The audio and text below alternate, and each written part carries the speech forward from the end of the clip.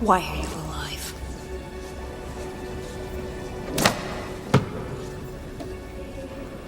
I'm alive.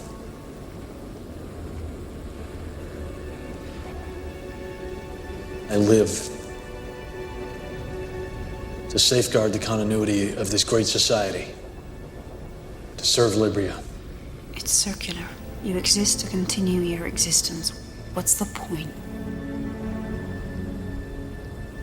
What's the point of your existence? To feel. Because you've never done it, you can never know it. But it's as vital as breath.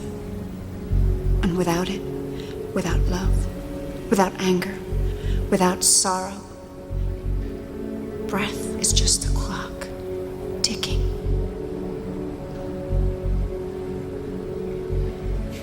Then I have no choice but to remand you to the Palace of Justice for processing. Processing. You mean execution, don't you? Processing.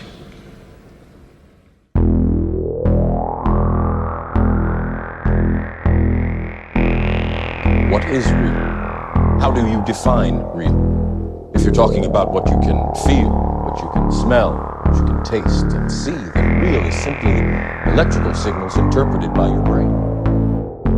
Have you ever been in an institution? Cells. Cells. Do they keep you in a cell? Cells. Cells. When you're not performing your duties, do they keep you in a little box? Cells.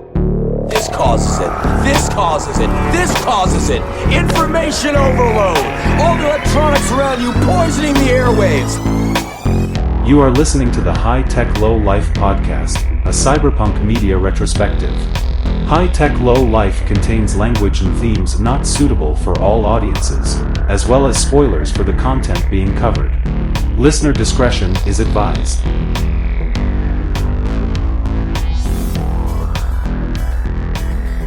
Welcome to the High Tech Low Life podcast with your hosts Eric and Josh. I'm Eric. I'm Josh. Back in the saddle again, just like Aerosmith, and covering another cyberpunk thriller just for you. Yes. I'm lost. Equilibrium is this week's property of choice. Step up from last week. It certainly is. Yeah. I think if we had watched this right after something really good, I would have been a little disappointed. As it stands, I feel great about this movie. It was a breath of fresh air. And Yeah. yeah, I agree. Yeah. Not without flaws. We'll talk about it all soon enough. I can't wait to get into it. We certainly fucking will. Shall we give the caveat, not the caveat, the disclaimer, and then roll into Do it. dystopia talk? So we like to start every show the same way. If you're new here, if you're like, I like Equilibrium, those guys do really fun things with guns and trench coats. Yeah. I'll check out this podcast. Well, we start our podcast, since we are a podcast covering dystopias, we talk about the modern dystopia we're living in. And lib alert, we do it from a leftist perspective. Sorry. Lib alert. Lib alert. Lib alert. Lib alert. To be clear, we are not libs. No. But to the right, they don't know the difference. So whatever, call yourself whatever you want. That is true. If only every radical leftist or every person they called a radical leftist was in fact a radical leftist. If only every Democrat was the things the right accused them of. What a world we'd live in. It'd be a utopia. It would. But they're not. They're feckless and useless instead. What were we talking about? Dystopia? Talk. Okay. I'm I'm a little, I imbibed some bevies last night and very slow today as a result. So apologies. Yeah. What happened last week? Anything? We can't just talk about the war every week. Yeah. Hey, I got one. Okay. I got one that's bothering me. Sure. And we've mentioned it, but we haven't talked at length about it. I feel like bad things are about to happen to the independent nation of Cuba. Yeah. There was a very distressing thing I saw just an hour ago about one of their major hospitals. They don't have any power, so they're running the whole thing off of generators, and the generators ran out of fuel, so everybody on ventilators died. Oh, wow. I did not hear about that. Yeah, it was, like I said, just an hour or so ago, and I was like, this is terrible. I do not want to look at it right now. I have understood why we've always had this fight with Cuba, but it seems like it made sense when the USSR was a thing and they were allied together. I mean, it made sense as much as anything in the Cold War made sense.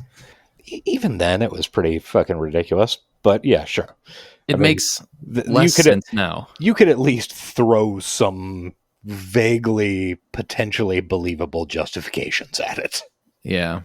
It just seems like, why don't we just have a normal relationship with a neighbor that's so close? And I've heard theories. I think I heard a podcast recently talking about how America will just never get over the fact that a full-on socialist revolution happened 50 miles off its shores, which... Yeah, that's definitely part of it. Also probably the fact that even if nobody won the Cuban Missile Crisis, the fact that we did not go in and crush them immediately afterwards is, in some people's mind, I assume, a very embarrassing thing. Yeah, that's true. I mean, the whole back half of the 20th century, relations between Cuba and the U.S. is just kind of a series of middling to severe embarrassments on certain USA hawks' part. Like, the CIA tried to do something like 200 separate plots to kill Castro and never even got close. I mean, and they got so far down the list of like, how do we kill Castro? They were literally trying to do exploding cigars and like Three Stooges gags. Yeah. I mean, so that's deeply embarrassing to a certain strain of very serious people who take themselves very seriously. That like, we couldn't take out this one dude who's just over there. Yeah. Also, aren't there a lot of people that that lost a lot of money and land that are pretty bitter about that? When Lil Marco Rubio's family, a lot of people.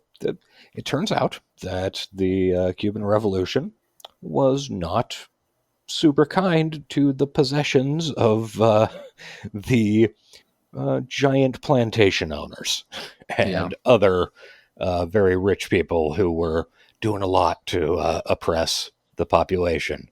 So a lot of people lost a lot of money, and it's kind of like, what was that, probably 6 or 7 years ago? God, what is that? I can't remember the name of the writer. There is a person on Twitter who was talking about how bad the Chinese communists were, and basically the back half of the tweet was like, if you want proof, see what happened to my family. My grandfather or great grandfather used to have monopoly on all eggs for like, I don't know, 20,000 square miles or, some absurdly large area. And he ended up leaving communist China with almost nothing. Like, yeah, that's exactly. And how many fucking people have eggs now as a result of that? Yeah. Yeah. It's, you would think if somebody loses their land when a government changes, they would be more sympathetic to other places in the world where people have stormed in and taken everybody's land, but that's not how it works. No. It's, anyway, I feel like we're at a point where we should just, and like, I never understood why it didn't happen when Obama was president. It seemed like he was moving that way to just normalizing relationships with them. But I think the answer to that is that Obama was, And oh, bummer. And oh, bummer. Thanks, Obama. Obama was scared. And he did a really good job of not spending a lot of the political capital that he had, especially in his first term. Yeah, he sure did. He thought it was more important to try and, even though, could have passed single payer health care with no Republican help at all, he decided it was more important to try and get at least a handful of those people on his side and compromise the whole fucking thing into the ground. And I assume, I think the Cuba thing is part of that. He too scared to do what was, not only right, but also pretty reasonable. Yeah, extremely reasonable. Because, oh no, if I do something like that, what if the Republicans come into office and do something equal to that? Yeah, well, that would never happen. Okay. Yeah, the Democrats have this fear of setting a precedent, so they don't do anything, and then the Republicans come in and do the thing they were afraid of anyway. So yeah, it's cool times. At any rate, I think a conflict with that nation would be disastrous and extremely violent, and I hope it doesn't happen. Yeah, would be not good. Yeah, and in the meantime, they need power so they can live their fucking lives. Yeah. I don't know. I'm not as knowledgeable about Cuba clearly as I guess I should be.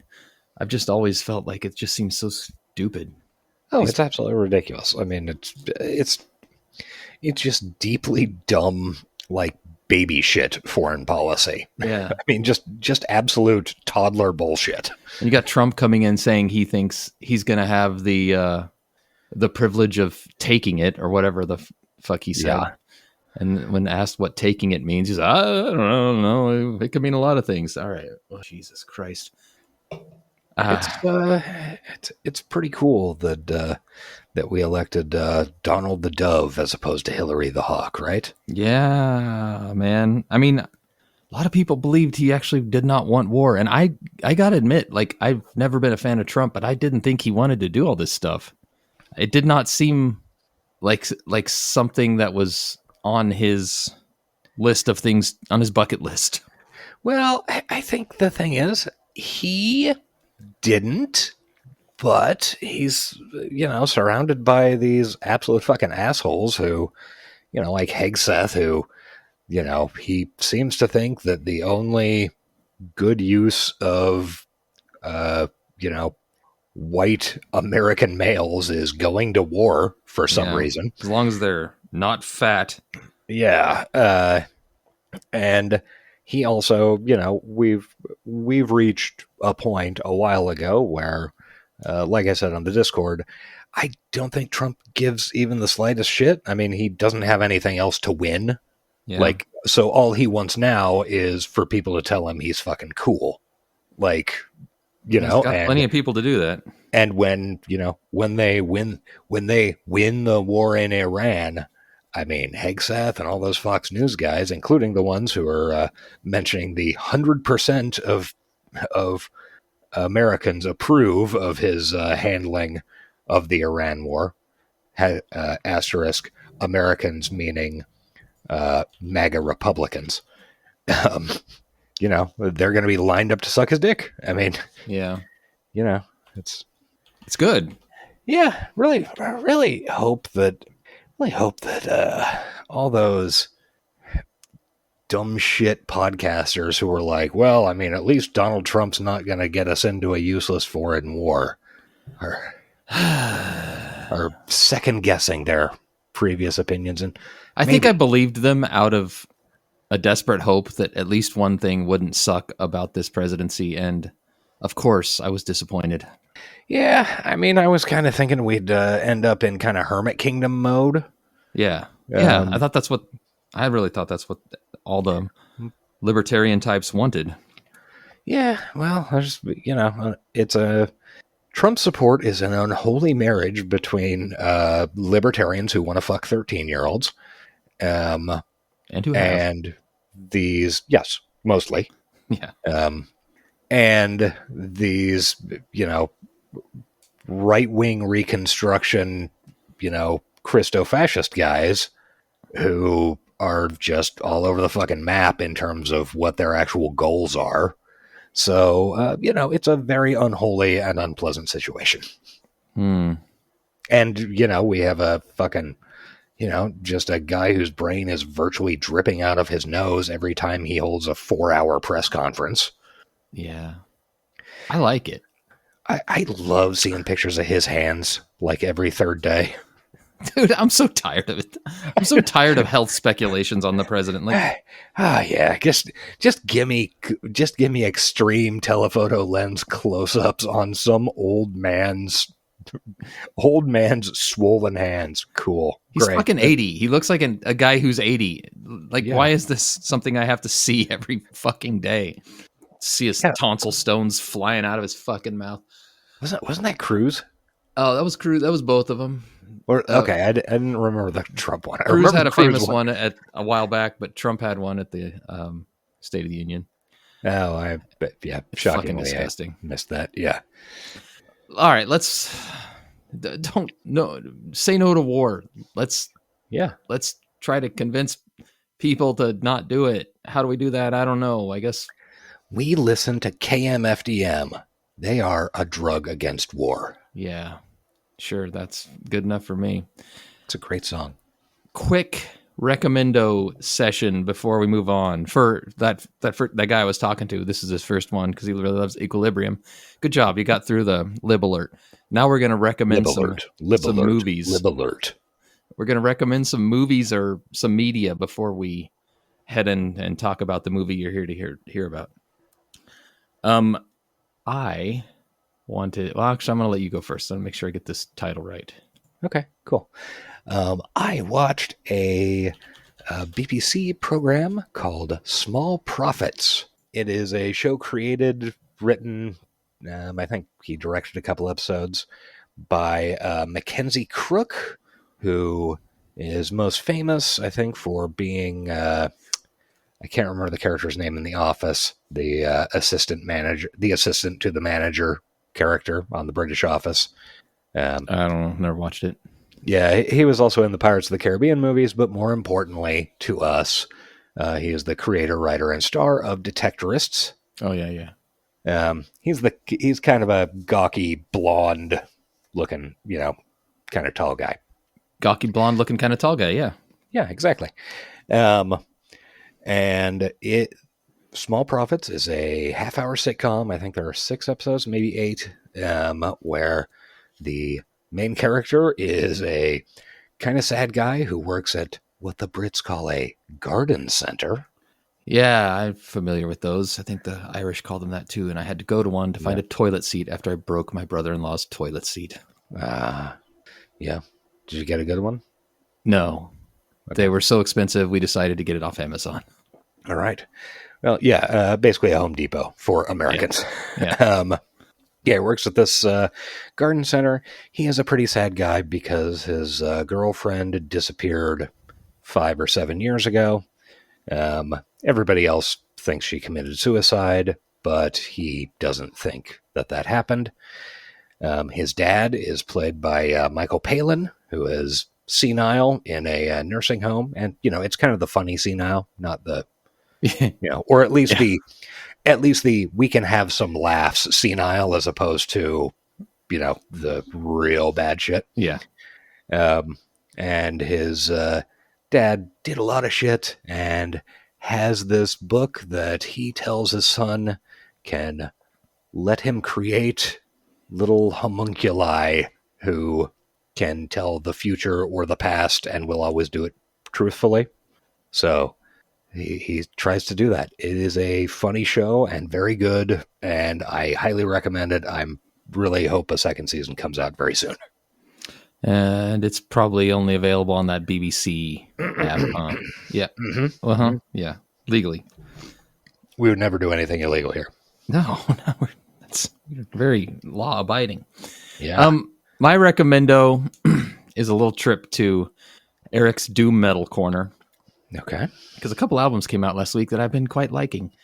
a couple albums came out in a week that you were interested in / liking. Man, I have not had a week like that since the 1990s. I don't get weeks like that Yeah. extremely often, but That seems like it would be an extremely rare occurrence, even though I know you listen to a lot more new stuff than I do. But like, man, still. If more than one album that I was even vaguely interested in came out in a single week, that would be like fucking the planets aligning dark crystal shit. What's even crazier is that they're in the same genre. Like, usually when it does happen, like what'll be a metal album and then like a, some other opposite spectrum. Anyway, they're called, the first one is, it's an EP by the band Goat Smoker, which I like. I think they're Finnish. That sounds right. Because I know I have heard of them before. You probably... I don't want to give fake news, but they're some European group. Yeah. It's very good, heavy, crunchy doom metal. And the other one is a band called Neurosis, which you probably heard of. They've been around since the 90s. Yes, I vaguely remember. They dropped an album with no fanfare, just bam, which is honestly my favorite way for anything to be released. Yeah. No trailers, no hype. Just let it survive on its own merits. And this, I think it was Thursday when it dropped, and it's called An Undying Love for a Burning World, which is a fantastic album title. It is. Goat Smoker is Danish. Danish, okay. I hate the Danes. Shout out to the watchers of the Ghost TV show, the American version. Yeah. Dude hates Danes in it. I don't know why. Anyway, Undying Love for a Burning World. I've only listened through a couple times because it's brand new, but I've been really liking it, and I figured I'd dedicate my recommendo slot to it. If you like heavy, slow rock music. All right. Yeah. I like to do music once in a while. Yeah. Well, cool. I honestly had no idea Neurosis was still a thing. I want to talk about Equilibrium. All right. Let's do it. Hey, it's the time that guy I started talking to at the beginning of the episode has been waiting for. Okay. So it's 2072. And in the first years of the 21st century, a third world war broke out.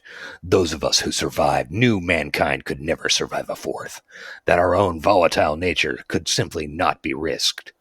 So we have created a new arm of the law, the Grammaton Cleric, whose sole task it is to seek out and eradicate the true source of man's inhumanity to man, his ability to feel. Wow. I know. I'm moved. Yeah. Which is illegal, so you must set me on fire now. True, yeah. You must be incinerated. This movie got a lot of hype, I feel like, back when it came out from people of our age, which was like early to mid-20s. I think one thing to note about that is that it got a lot of hype when it came out on DVD. Yes. True. Yeah, it did not have any hype in the theaters, as we will discuss in an hour or so. Yeah, I don't remember ever even hearing it being in the theaters. But once it hit DVD, it did. I don't know. It was one of those movies that for people of our age, a lot of dudes were talking about. It's very stylish. It is very cool looking, and I say cool in quote marks. Yeah. Not because it isn't actually cool, but because there is a very 2003 version of what is cool. Uh-huh. And that is exactly what this is, and it does a great job at it. I mean, it's very like let's be real. The Matrix was not just an inspiration for this. It was more than an inspiration. Yeah, the inspiration. Exactly. But hey, flattery is the sincerest form of copycatting. I cannot remember my brain is not fully here today. Imitation is the most sincere form of flattery, I think, is what you were going for. That's what I meant to say. But you got two of the words correct. Copycat is basically imitation. Yeah. I mean, it's basically a copycat, or it's an imitation of copycat. Imitation of imitation? Yeah. Sure. Anyway, it's got a young Christian Bale. It does. Yeah. It's got a young Sean Bean. He wasn't young, but... Well, younger than younger than he is now because it was 25 years ago. Exactly. Everybody was young. Yeah, that's true. And I gotta say, I watched it this morning actually, and just had a grand old time. It's it's one of those things. I was primed to have a bad time watching this movie, just because, like you said, I remembered it as being a very 2003 version of cool, and a lot of things in 2003, even though they were very quote marks cool, absolutely fucking suck. Are offensively bad and just offensive. I mean, you know, that's true.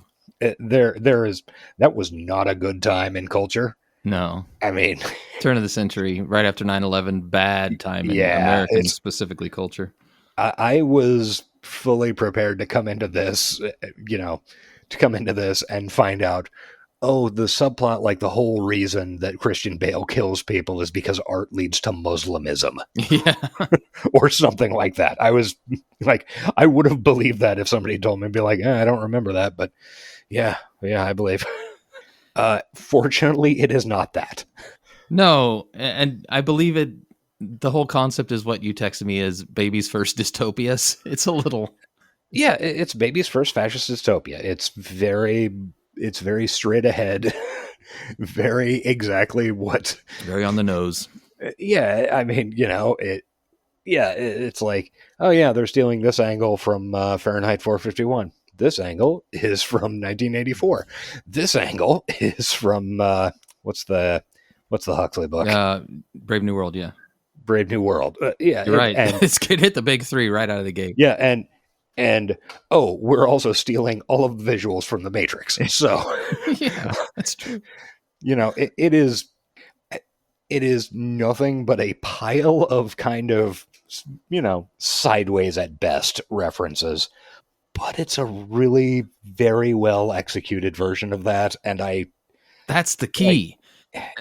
That's actually what, like, when we picked this, I remember we had a conversation where it's like, okay, well, maybe the movie's kind of bad, but there's going to be gunfights that were innovative for the time, so at least we won't be bored. As I watched it, the gunfights are actually really kind of stupid and silly, but I was just happy that the movie was well constructed, that everything that happened made sense and had a reason to happen, and there wasn't a lot of fluff or useless filler like the last couple of movies we've had tons of.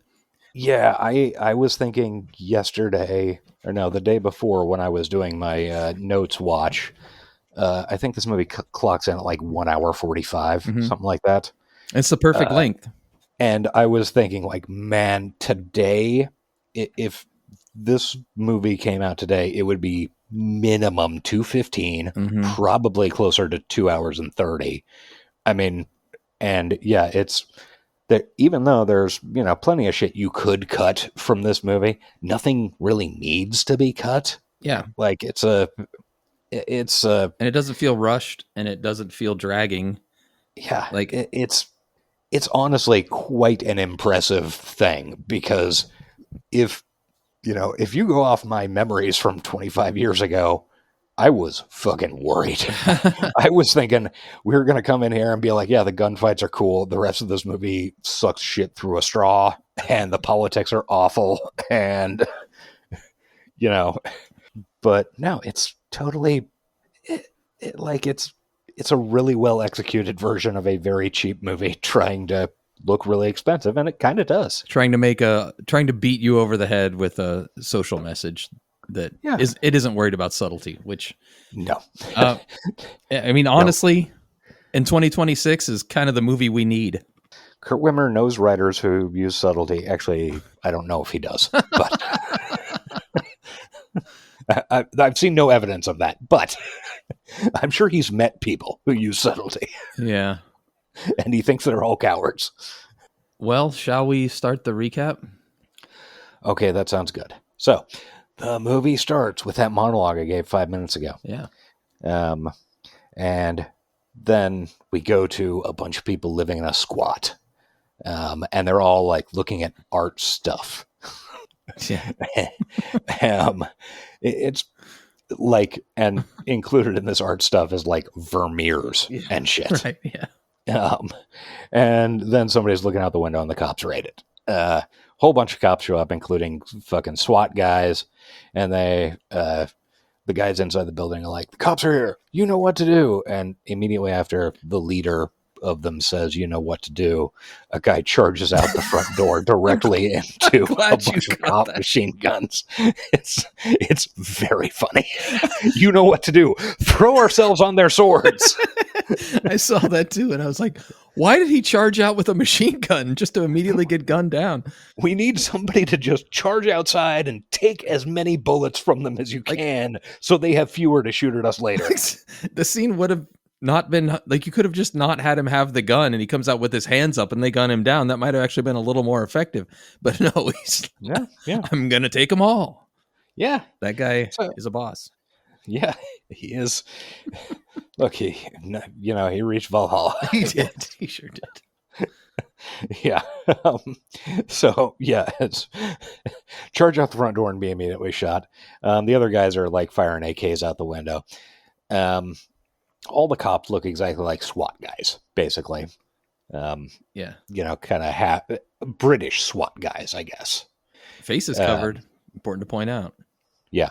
Yeah. Important to point that out. Seems to be a through line in a lot of fascist dog soldiers. Yeah. Glad you didn't say dog boys, because that would be insulting to the Rifts property. Well, let's be fair. The dog boys and Rifts are basically the fascist, that they sniff out magic users. Is that their whole thing? And then they go and some of them, I think. I don't know. I played Rifts recently and it ruled, and the dog boys rule. Yeah. Yeah. They're see, the thing is, they're cool because they're dogs. Yeah. Speaking of dogs, that's going to come up later in this movie. Hey, yeah, it is. I almost texted you about that. I would have appreciated the warning. My wife walked out. Yeah. Yeah. Okay, so then a white debadged Opel version of a Cadillac Catera pulls up. The cars in this film are what they could get on a budget. It's where the budget shows the most obviously. Let's put it that way. That, and there is some clearly, we did not have the budget CG going on later, but yeah, that's true too. I think they use the Unreal Engine for some shit. It is a white Cadillac sedan, and who gets out of it but Christian Bale and Scene Bean, good old our Scene friend, Bean. Our guest on the Tank Girl episode. Oh wait, no, that was Robin. Sorry. Not all British people are the same, Josh. They're both from fucking Yorkshire. All right, I don't know where that is because I'm an American. Official high-tech low-life masculinity consultant, Robin. Christian Bale looking Christian Bale in 2003. So what, that was 3 years after American Psycho, I think? Yeah. He 99, looks, yeah, he looks severe. He's peak Christian Bale. Let's be real. He really is. I mean, I would not be surprised if this movie and clips from it probably contributed to him getting the Batman. Yeah, no, absolutely. I mean, yeah, he looks just severe, and he is, really peak Christian Bale. This role is actually a perfect midway point between American Psycho and Batman. Yeah, he's also mewing the whole time. You know what that is, right? No, I don't think so. All right, you teach me about Cuba, and I'm going to teach you about looks maxing. Mewing is where you flex your jaw to tighten it up and give yourself a better jawline. Oh, okay. I thought that was done with a hammer. That's a different thing in looks maxing, but it does apply, so you're on the right track. Okay. All right. Good to know. I thought that was just how Christian Bale's jaw was. I mean, everybody seems to be doing it. They seem to be clenching their teeth, which could be a directorial thing to make them look more emotionless. Who knows? Yeah. Yeah, it's kind of hard to do a lot of expression when you're doing that. Anyway, they step out in long, like fucking floor length synthetic black dusters. I maybe it's my age and when I grew up, I fucking love it. Nobody can deny it gives you a cool fucking silhouette, dude. That is 100% true. Mhm. I couldn't get enough. Every time he's walking around, I'm like, man, Yeah. like there's eventually they have a picture of Sean Bean out of his, and I'm like, what a dork. Put your fucking cool monk outfit back on. Yeah, they look cool as hell. Yeah, they're grammaton clerics, for God's sake. Yeah. Cleric. Yeah, it's great. It's a great name. The lore has already begun, and I'm already into it. Yeah, and it's also absolute nonsense. Doesn't matter. No. Yeah, these fucking dusters are buttoned up to their like Adam's apple. I mean, it looks 1000% 2003 cool. Mm-hmm. Like, and it's only going to get more so. So they are the Grammaton clerics, and they're going to kill the last dudes that the regular cops couldn't get to, and sniff out all of the art. They're like the art special is forces. illegal. Special forces. Sorry to interrupt. Yeah. Yeah. Yeah, they are. Art's illegal. It makes you feel things, man. That's the source of all evil, I guess. Yeah. Right? You go to war because of emotions? Yeah, only. Okay. Yeah, sure. Certainly not about oil or Food, money. Yeah. Seems like emotions is pretty low on the list. Like maybe back in Grecian times, people were going to war over emotions. even then, largely about money. Yeah. Trade, stuff like that. What? Hey, wait. Dystopian future. Just to end all war. We got rid of money. Think about it. Hmm. Hmm. I think there's something there. I think there is. Nah. Anyway. Okay.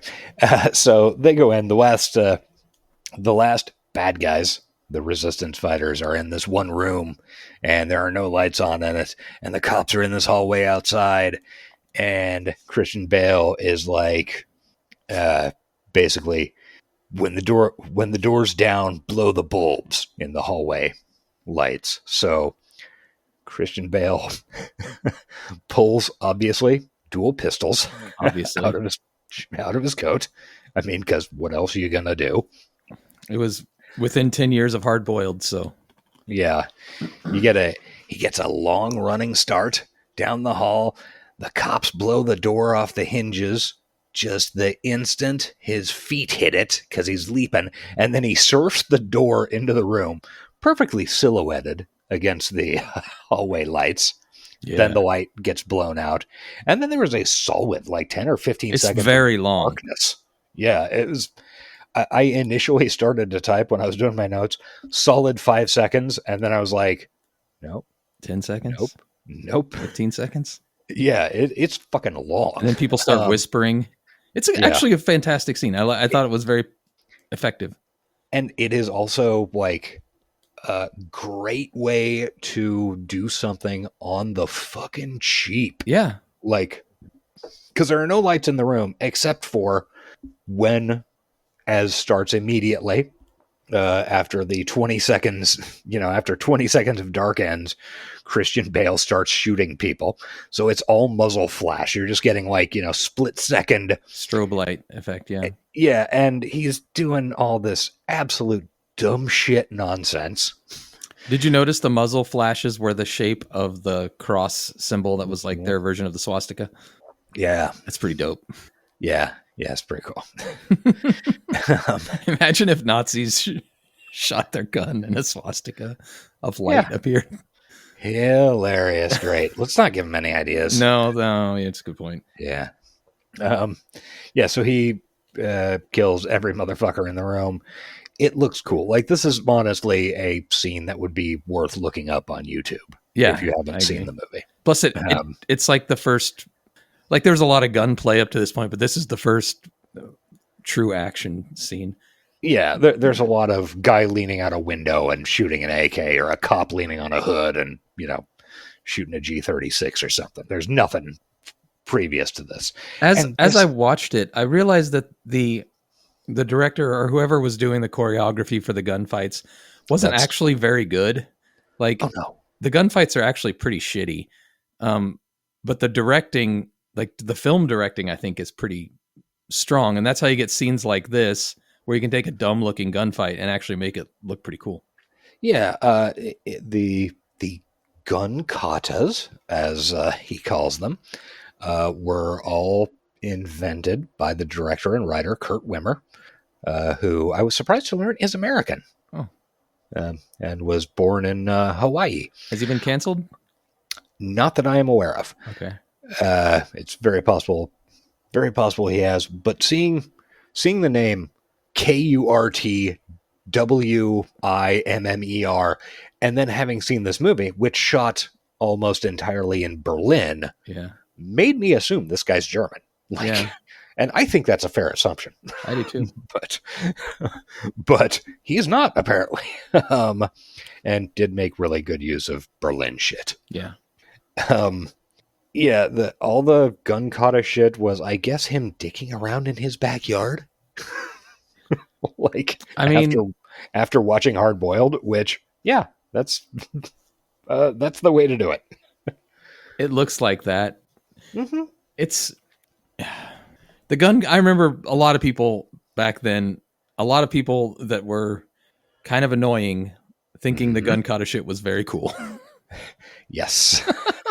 So I don't know. No judgment. A lot of us were very annoying in the early 2000s, myself definitely included. I mean, the thing is, it looks very cool on film. It is absolute nonsense. Okay, it looks very cool in the movie once it's on film and then edited very quickly. Yeah. Although, I mean, I think they should make guns where the end has like little spikes in it that shoot out and you can beat people with it. Spike thing? Yeah. Because then when you run out of ammo, you still have a little club. Yeah. Yeah. And other magazines that like balance on their end. Yeah. Yeah. Why not? Like, let's get creative with mag creation. Yeah. Yeah. This movie owes everything to Hard Boiled and The Killer. Yeah. And I think the director would probably own up to that because it's so obvious. It owns everything to those movies and The Matrix. Yeah. Oh man. Because it's so this the way to sell this would be, imagine if 1984 met Brave New World, met Fahrenheit 451, met Hard Boiled, met The Killer, met The Matrix. Man, that's our movie. Man. And we had the if I was in the office, Psycho guy. If I was in the office, I would write any check they wanted. So yeah, I would. I don't think I could write a check because I would be too busy standing and applauding. Especially 22-year-old you. Oh yeah. I do remember when I first watched this movie, and I think you were there because it was one of those where our two friends who were into Army were there, and I think this was rented possibly the same day as fucking Boondock Saints, which is another movie that fits into the 2003 people love it. Yeah, people who might be kind of annoying love it. No offense if you love Boondock Saints. I think they should be a little offended. I don't know. That movie had mass appeal. I did not understand why, but me neither. But I think it's bad, and I'm not going to go out. I'm not going to go out and say that everybody who liked it was bad, but yeah. Do some introspection if you do. No, think about it. If you still think Boondock Saints is one of your favorite movies, just consider your position. And consider Equilibrium as a replacement. Yeah. Also consider The Coconut. Moana. These references are lost on me. Moana, I understand that that's a Disney film. And it has a song, Consider the Coconut. Okay, I did not know that because I am you're not an supposed 8-year-old. To consider the coconut. Consider it. I don't want to. Please Please just consider the coconut. Okay, anyway, Christian Bale kills a lot of motherfuckers, and he looks pretty cool doing it. So they, him and Scene Bean search the site, and Christian Bale seems to have a specific knack for finding hidden, cultural material. So he has them pull up this rug and part of the floor, and holy shit, it's the Mona Lisa. It is 100% verified as authentic by a pen. A rangefinder. Yeah. It is notably not authentic. That is 1,000% not the Mona Lisa. It's totally the wrong format and the wrong size, but it is what people think the Mona Lisa be like for some reason. Hey, convinced me. I thought it was the real deal. Like it's just one of those things that gets me. The Mona Lisa comes up as like a plot point or, something to steal in so much stuff. And almost nobody ever does any thinking or research about it and finds out that, no, it's like roughly half the size that you think it is. Oh, really? And it's painted on a piece of wood. It's not a canvas. Wow. Who would want that piece of shit? I want the fake one. Yeah, exactly. Carry around a big piece of wood. I mean, I already spend all day carrying one around. You know what I'm saying? It's a fairly small piece of wood. That's what I was getting at. Wrong size. Yeah, it's still big for painting. Sure. Okay. not that big. So they find and then they fucking burn the Mona Lisa. Oh my God, it's Fahrenheit 451, bro. Emotionlessly, it doesn't even bother. Well, it kind of bothers Sean Bean, but you can see a little something. It's just a second glance. Yeah. Yeah. And then they leave, and Christian Bale's like, so why don't you turn that into the evidence, guys? Because he spotted the corner of a book popping out of Sean Bean's coat, and it's a Yeats, it's a book of Yeats poetry. Bum, bum, bum. But he's going to take it for personal disposal. It's definitely not... yeah, well, they miss things sometimes. Yeah, sometimes those guys miss stuff. So occasionally I just grab a thing and then go incinerate it on my own for fun. Yeah. To make sure that it actually gets done, right? Just like cops at a drug bust. Yes, exactly. Why didn't you log that bag of cocaine? Well, sometimes they miss things. Or cops at Afro Man's house. Or cops at Afro. Oh, that's a dystopia talk we should have talked about. Mm-hmm. Fuck. Oh, that's been a saga. That's worth checking out if you haven't. It really is, yeah. So then we see a bunch of dodgy CGI of them going into the city. Instead of a Yeats book of poetry, it's lemon pound cake.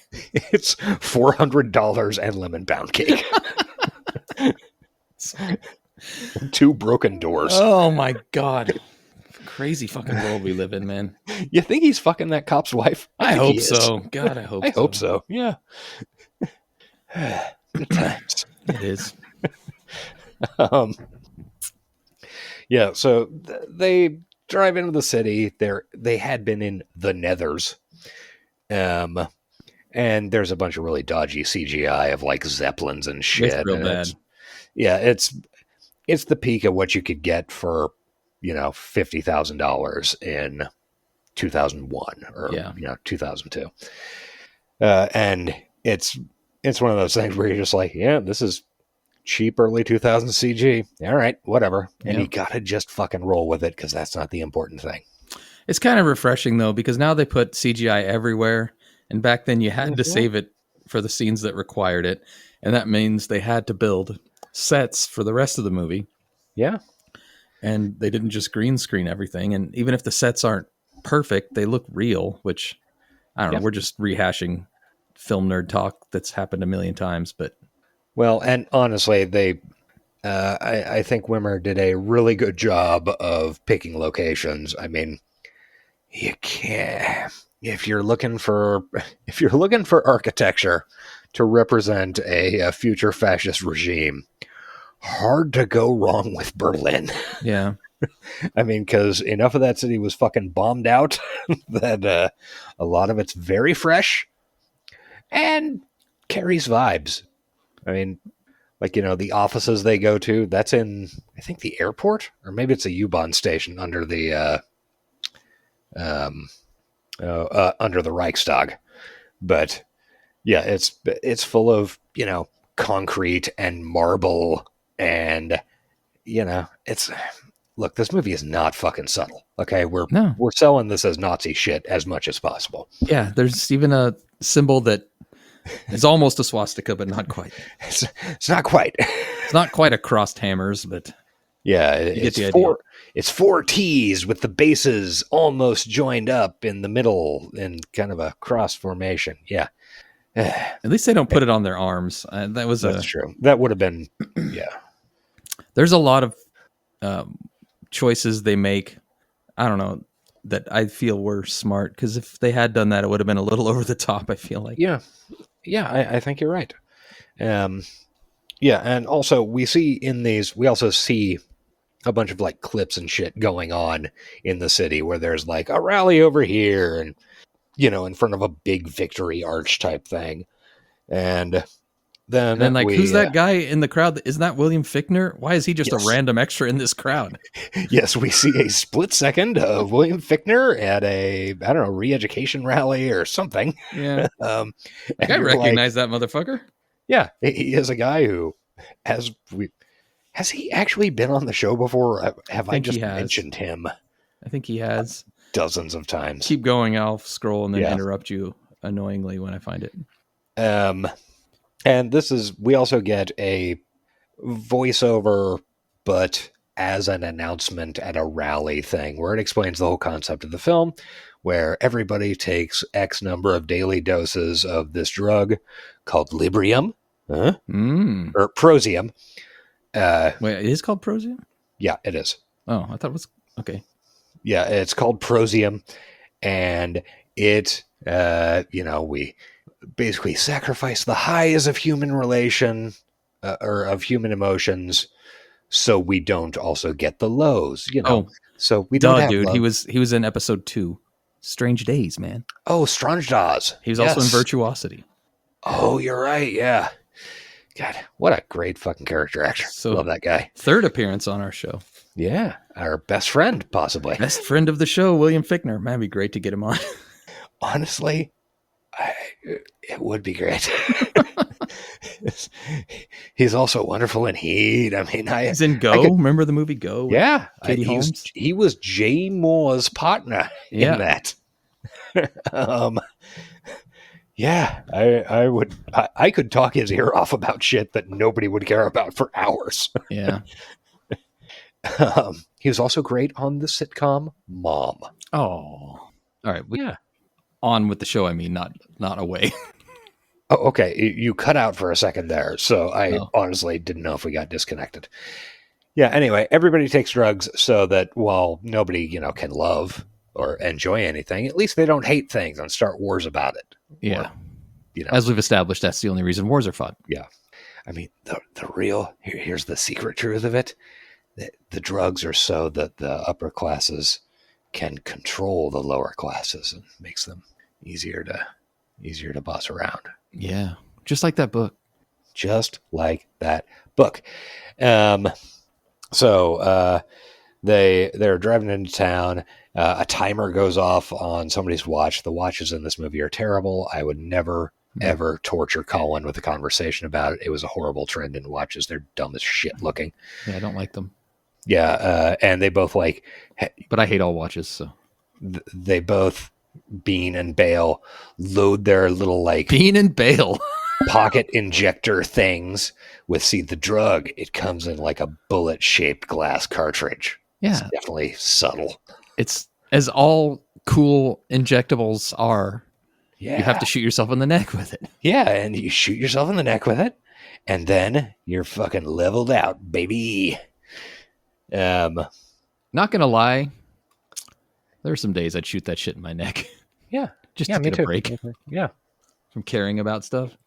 Yeah, it'd be nice.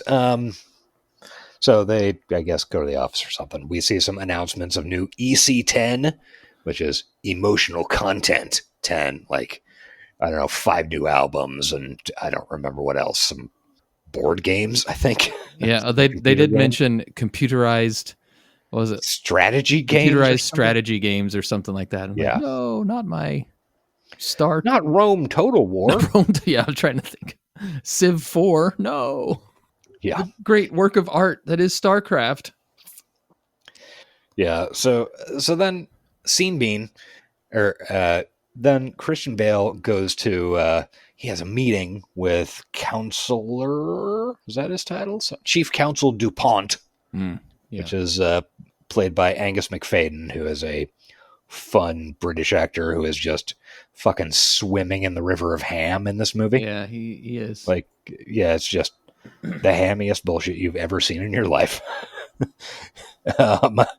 And he commends Bale because Bale is like the best grammaton cleric they have. And we do the classic, like, how is it that you know how to find, when they've hidden art? And it's the classic, well, you see, you have to know, I know how a serial killer thinks type thing. Yeah. I know how an art enjoyer thinks. Yeah, I guess. And it's pretty much always in the floors or walls. Yes, pretty much. Rarely ceilings, but once in a while. Yeah. Once in a while. And we learn at this point that Christian Bale has 2 kids, and his wife was incinerated 2 years ago for emotion crime. Bum, bum, bum. And he didn't suspect her at all. And he's like, how does that make you feel? And he's like, I'm confused. I don't feel anything. What do you mean by that? What?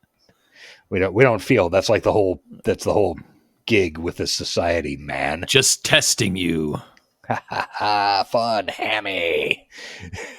But he does suspect Sean Bean. He goes to the evidence desk, and this is the point at which we learn Sean Bean's name in this movie is Errol Partridge, which I think is charming as shit. Yeah, it's pretty good. Like, what just a British ass name. Yeah.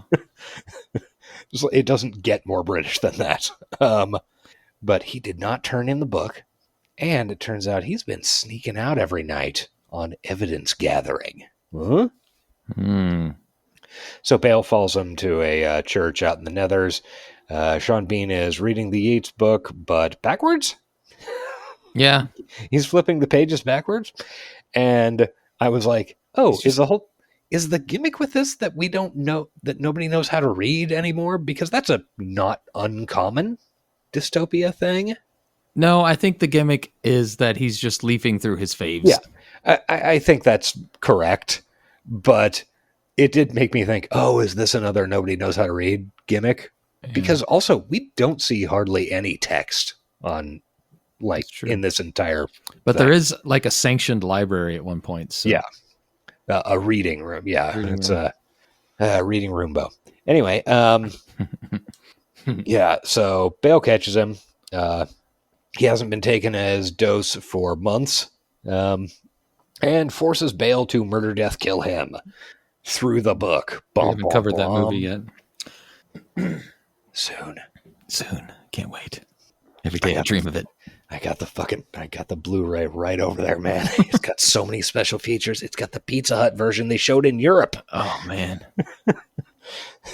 Can't wait. Gonna be great. It's going to be wonderful. Dennis Leary. Oh, yeah. Just, shining star Dennis Leary. And Sandra Bullock returns. Oh, our friend Sandy. Follows us on Bluesky. Speaking of which, in the next scene, we meet Christian Bale's new partner, my old Twitter friend, Tay Diggs. Did he follow you on Twitter? Yes. Oh, wow. He followed a lot of people. Didn't he follow back everybody or something? He followed almost everybody. It was actually a very funny story. I remember it because, I remember texting you about it. I remember the house we were working on, when we were doing it. It was a thing where I got home from work and I was, because that was first generation. I think it was 09 or 10. G1. Yeah. Yeah. Maybe an HTC one or something. But I opened up Twitter and Tay Diggs followed you. And I was like, what the fuck?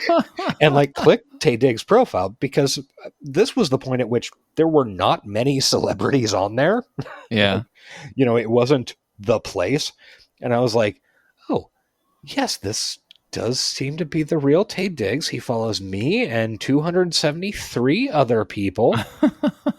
and that's a quarter of Twitter. And it was very weird. And then I like texted you and was like, Tay Diggs is following me. What the fuck do you think is up with that? Did I like do a real funny tweet or something? And then I went back to his page because I was going to link it to you. And by the time I got back to Tay Diggs' profile, he was following something like 4,000 people. Oh, wow. He was just sitting there clicking everybody. I was just in the very first wave. Those early social media Twitter days where it's like, this is so much fun. I'm following all these people. Yeah. I love Tay Diggs. I always have. I don't know why. Maybe it's this movie. I think he's fucking great in this movie. He is very good. Was he also in Go? He was also in a movie kind of like Go, I think. Yeah. But yeah, I think Tay Diggs, you know, with 25 further years, I think Tay Diggs can be a little limited as an actor, but he is so fucking good in this. And he wasn't Go. Yeah. Okay. I thought so. Good pull. He's in The Way of the Gun, which we also love that movie. He is wonderful in Way of the Gun. Yeah. Yeah, he doesn't have the biggest range in the world, but man, when there is something in his wheelhouse, he fucking hits hard. Yeah. You know, he's very menacing in this because he's like he might be the only character that smiles. Yeah. That has to be a choice because everybody else is so focused on not emoting at all. And when he smiles, it's creepy because Tay Diggs has a beautiful smile that you want to trust the man when he does it, but you know he's bad. So it's off-putting in a really great way. And I just love the way they used Tay Diggs in this movie. Well, and it also hugely helps that, okay, Sean Bean is a very handsome guy, especially, 25 years ago. Mm-hmm. But Christian Bale is kind of otherworldly, like alien handsome as well. Like he just has these weird cut features that, it's all that mewing. Yeah, it's all that mewing. And fucking Tay Diggs has, could easily be in top 5 perfect heads of all time. Yeah, I mean, he got Stella's groove back. Like, not many men can get Stella's groove back. No, that is absolutely fucking true. I mean, oh man, Speaking of strange days, it's all connected. It is all connected. Yeah, he's just like an incredibly handsome dude, and you're like, yeah, okay, look, if fucking Nazis are going to let black guys in, it's going to be him. Yeah, he's perfect. Like, this guy is... He is the only person of color in the entire film, though. There might be including one or two background other... extras. Really? I thought there might have been a handful in the background of the couple of crowd scenes, but yeah, not many. The pickings are slim. Yeah. He's Bale's new partner, and he is going to make his career with Christian Bale. Oh, by the way, whose name is John Preston. Yeah. Which is also a British ass fucking name. Yeah. So, we meet. Tay Diggs is vaguely threatening. The whole time. And vaguely threatening and very handsome. Then we go to Preston's house and we meet his kids. He has a son who is watching fucking propaganda on TV. I wish. Immediately hateable child. Yes, very much so. You see this kid, and I mean, I have seen kids like this in real life, like in a store or something. You're like, that kid sucks. I hate This kid's vibe is fucking trash. No. Sorry, Matthew Harbour. Oh yeah, I didn't even think to look up the kids. Have either of them done anything since this? I don't know the daughter. This kid stopped acting in 2009 with the Velveteen Rabbit. That was his last role. Huh. Wait a minute. It says he's known for I'm Not There. He was fan number 1 in I'm Not There. Okay, I liked I'm Not There. Yeah, That's it. good movie. A couple of kids movies and Equilibrium. Okay, yeah. And he also calls Christian Bale John because that's totally normal. That's cool and fine. The daughter did nothing else. And the daughter is a non-entity. She's sort of a ghost. Yeah, I agree, but also I think it's nice that she's there because it reminds you that because she does a few childlike things and like she actually does smile. She's one of the few characters that gets to smile. And you're reminded, oh yeah, these people aren't born that way. They have to be made. Yeah. So. Yeah, they are not Lady Gaga. Yeah. Yeah. Sure. And then also there was a slightly muffled line of dialogue from the son. I think he told his dad that his teacher said some sort of emotion crime, and I think it was his teacher. I wasn't 100% sure, but and says, "Should I turn them in?" And Christian Bale's like, "Yeah, obviously." What the fuck? It's a crime, bro. And we, as the audience, are like, "You Hitler Youth motherfucker! I hate you. Hate you. Your vibes are shit." Even if by some weird coincidence it turns out that you were actually on the good side all along, I'm still gonna hate you. Yeah, it's a good time. We see a little propaganda where Father, or as I'm going to call him for the rest of the program, Daddy, the leader of the party, is played by Sean Pertwee, who is a great actor and has been in a million great things. Yeah. And is also the son of one of the Doctors Who. Yeah, nice. Yeah. I should talk into the mic. Oh, yeah. We get some sepia memories of the wife getting arrested as Bale is going to sleep. She looks a lot like Famke Janssen, but isn't her apparently. A little bit. Yeah, I could see that. I think there are actually 2 people credited as the wife, if I remember right from some trivia bit. Her name is Maria Pia Calzone. Ooh, fucking starving. Got me calzones back there. It's very close to Maria Pizza Calzone, which is... Oh my God. My perfect woman.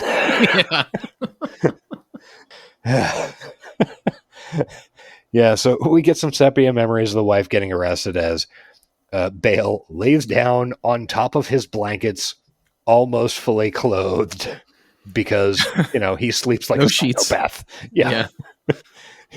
Yeah, of course. Why not? Okay, so the next morning we wake up and we see Christian Bale doing his normal morning routine, I guess. And it's just like the American Psycho morning routine. Yeah, pretty much exactly the same. Peels his face off. Yeah, peels his face off. It looks totally normal. But anyway, he's going to inject his Prosium, and he drops the capsule. Oh my God. And his son sees it. And he's like, it's okay. I'll go to the distribution center and get a replacement dose. And his son is like, good, you should. You fucking better. Yeah. And I actually wrote, son sucks. Nazi child. Yeah. Even though, I had watched this movie 2 days beforehand. And I know that there is some, rehabilitation of the son's character at the end of the movie. Still, too little too late. Still, man, this kid. Bad. Which is just a sign that the actor portrayed him very, very well. Yeah. And honestly, just the kid looks just the perfect version of a Nazi youth kid. Yes, I mean, yeah, it's straight out of fucking 1939 propaganda. It's weird. So anyway, he and Tay Diggs go and arrest Emily Watson, who is a great actor, and I think her name is Mary O'Brien. The character. Yeah. For more emotion crimes, and she hasn't been on the dose for some amount of time and has an illegal mirror frame. Yeah, Tay Diggs just smashes it. Yeah, and also a secret room behind some really crappy, really crumbly concrete. Yeah, Yeah. It's one thing to, have somebody just kind of take a crowbar to a drywall, piece of drywall. And okay, yeah, it falls apart almost immediately. Yeah, that's what they do. But this is like foot thick concrete, Yeah, and theoretically. it's like Amazon packaging material. I don't even think it's that strong. Apparently, there's a lot of emotion that goes into concrete construction, and it really suffers for the lack of it. Yeah, that could be the problem. Hug a concrete contractor if you haven't. Yeah. Anyway, yeah, she's got a bunch of just interwar bullshit, and it's very important. And then we do an interrogation scene, and it's one of those where he's like, "Why would you do this? Why would you destroy society?" And it turns out that she's his match, because she's like, "Why do you live? Like, the whole point of living is to feel." And he's like, "Oh shit." Yeah, dude, it's deep. It is. We're starting to. I do like the speed at which they unveil the hero's journey in Christian Bale. Yeah. Oh, actually, I skipped over. So, he went to the Equilibrium Center to get his replacement dose, but it was closed down due to Terry activity. Terry's? Fucking Terry's. Apparently there were too many Terrys. Yeah. And nobody did a really good job of eliminating war, by the way. Like, yeah, they really have. There's no war except for all the terrorist activity and all the raids in wearing body armor and automatic weapons. Yeah. But yeah, it was closed down for Terry activity, so he doesn't get his dose, and then Diggs shows up to pick him up, and he's just like hops in the car, and I guess is thinking, I'll get the next one. Yeah, it's fine. He doesn't. But he's starting to feel things, man. Here is, if there were to be considered a, flaw in this film, boy, man, that dose has to be taken every 5 hours on the dot or whatever, or you start to feel like almost immediately. I am giving them the benefit of the doubt and to say that he's extra susceptible because he just killed his partner and he witnessed his wife death at the hands of the state, just like Jesus Christ. Okay. And so I'm kind of assuming maybe he's a little more primed to feel emotions because he's got so much that he's suppressing. Okay. I will say, just from a slightly different perspective, having been on a few psych drugs, most of the time they take a truly irritating amount of time, like days and weeks, to build up any effectiveness. Mm-hmm. And similarly, you have to come down off of them sometimes. Yeah. Yeah. So this is magic. This is movie magic drug. This is magic drugs. Having been in several gunfights, it doesn't work the way that works in this movie. Yes, we're going to see that momentarily. Yes, okay. Yeah, after the interrogation scene where Emily Watson is his match, we see gun kata training shit, where it is a bunch of dorks in an auditorium doing finger guns. Yeah. Like Tybo. They sure are. And we see a bunch of computer diagrams, and it explains like this is, this gives each weapon the greatest kill zone, and you're statistically less likely to be hit based on the analysis of thousands of gunfights. And it's magic. It's just magic. Yeah, it's, fucking wuxia kung fu bullshit. Which is fine. I love it, but it is really nerdy when they try to explain it. I remember, like, back on the internet at this time, you would occasionally run across what was that Star Wars kid? Oh yeah. Like, you would run across versions of that Star Wars kid, but it's dorks doing gun katas. Like this shit. You're like, man, these people are the worst in the world. We should certainly give them control of the internet and technology, right? Yeah, definitely. I'd give them companies that have self-driving cars. God, I would feel confident enough to place a large money bet that there are or were videos of Elon Musk doing gun katas. Yeah. I'm willing to bet that too. That is 1,000% his demo. Ugh. Missed the rest of the movie though, apparently. Yeah. So we see him Bale staring at his sleeping kids. He then has a nightmare about Sean Bean getting incinerated, and then he wakes up and tears the tint off his bedroom window and sees the beauty, I guess, of the city. I actually quite liked this scene. Yeah.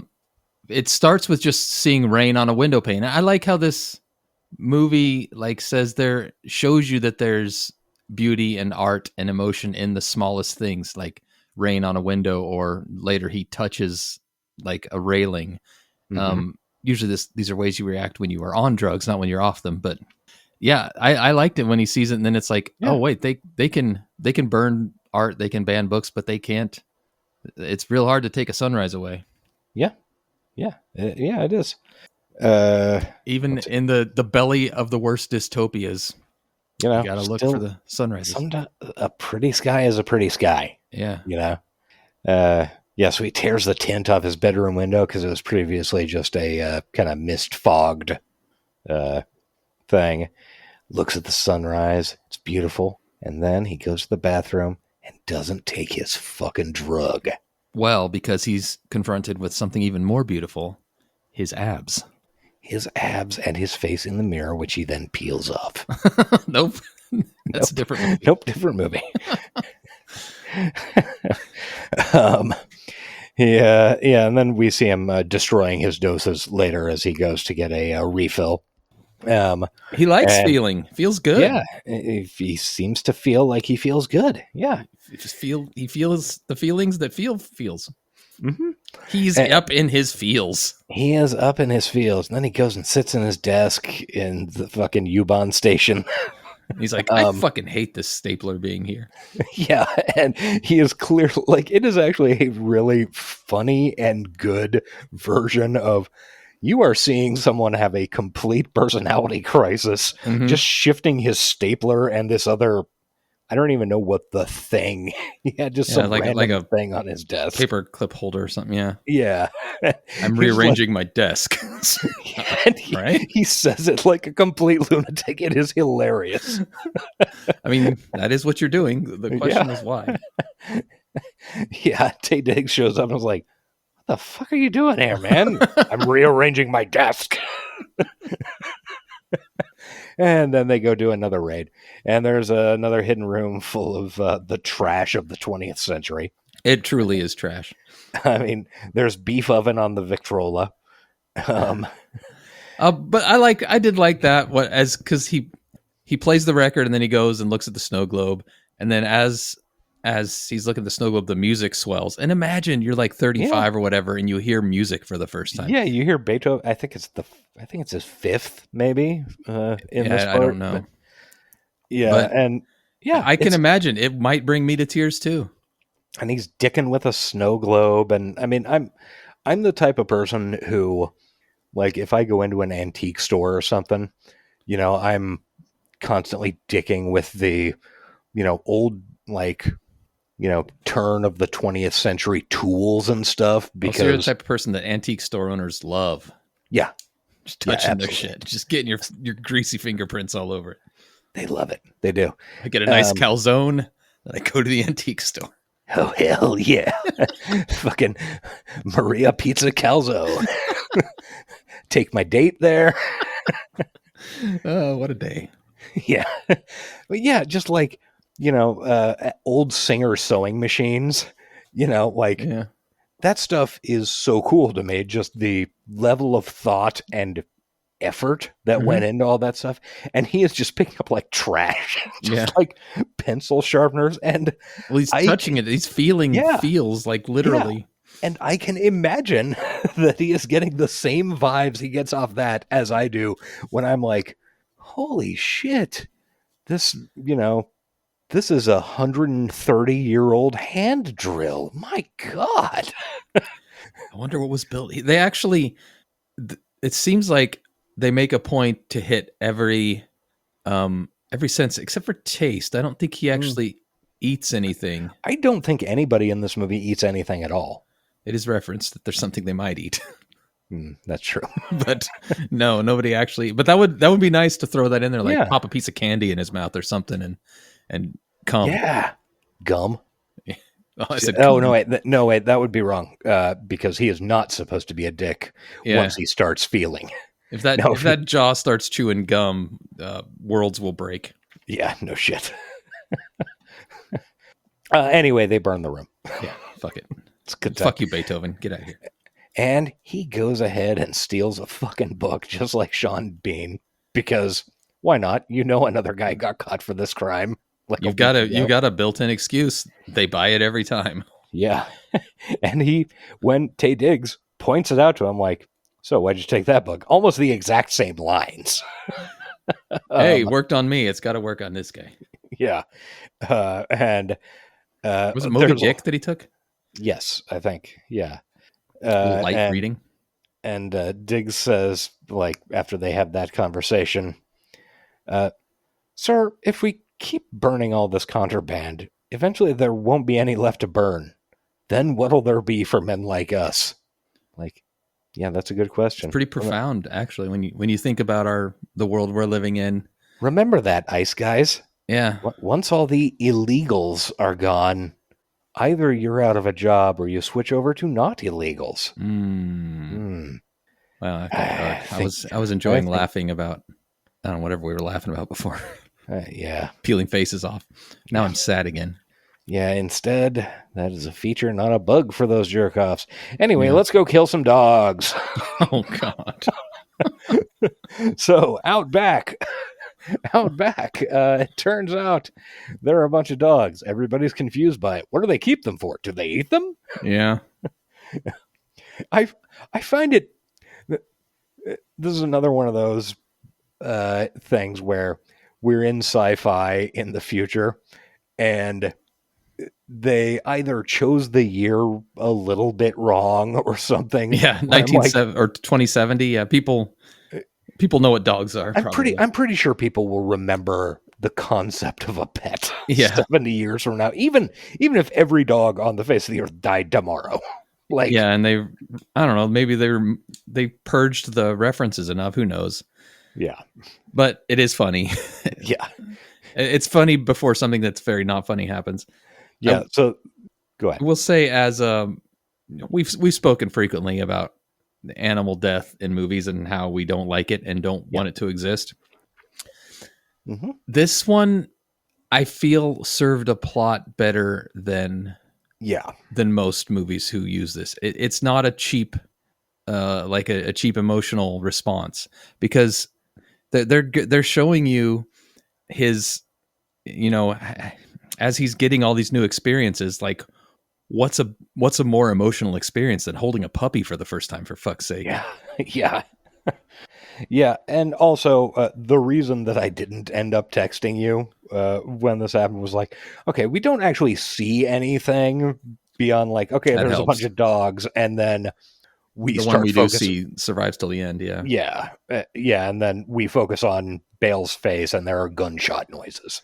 Also, motherfucker later goes full ass John Wick before John Wick. Yeah, he John Wicks the fuck out of those guys. And it's a cute ass puppy. It is. It's I think it's a Bernese Mountain Dog.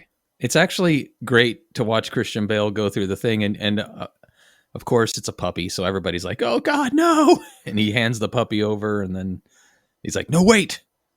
Test it for disease as he holds it at arm's length. If there's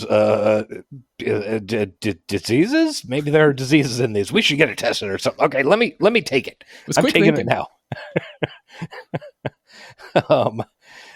So he sticks the adorable and soft looking Yeah. puppy in his trunk.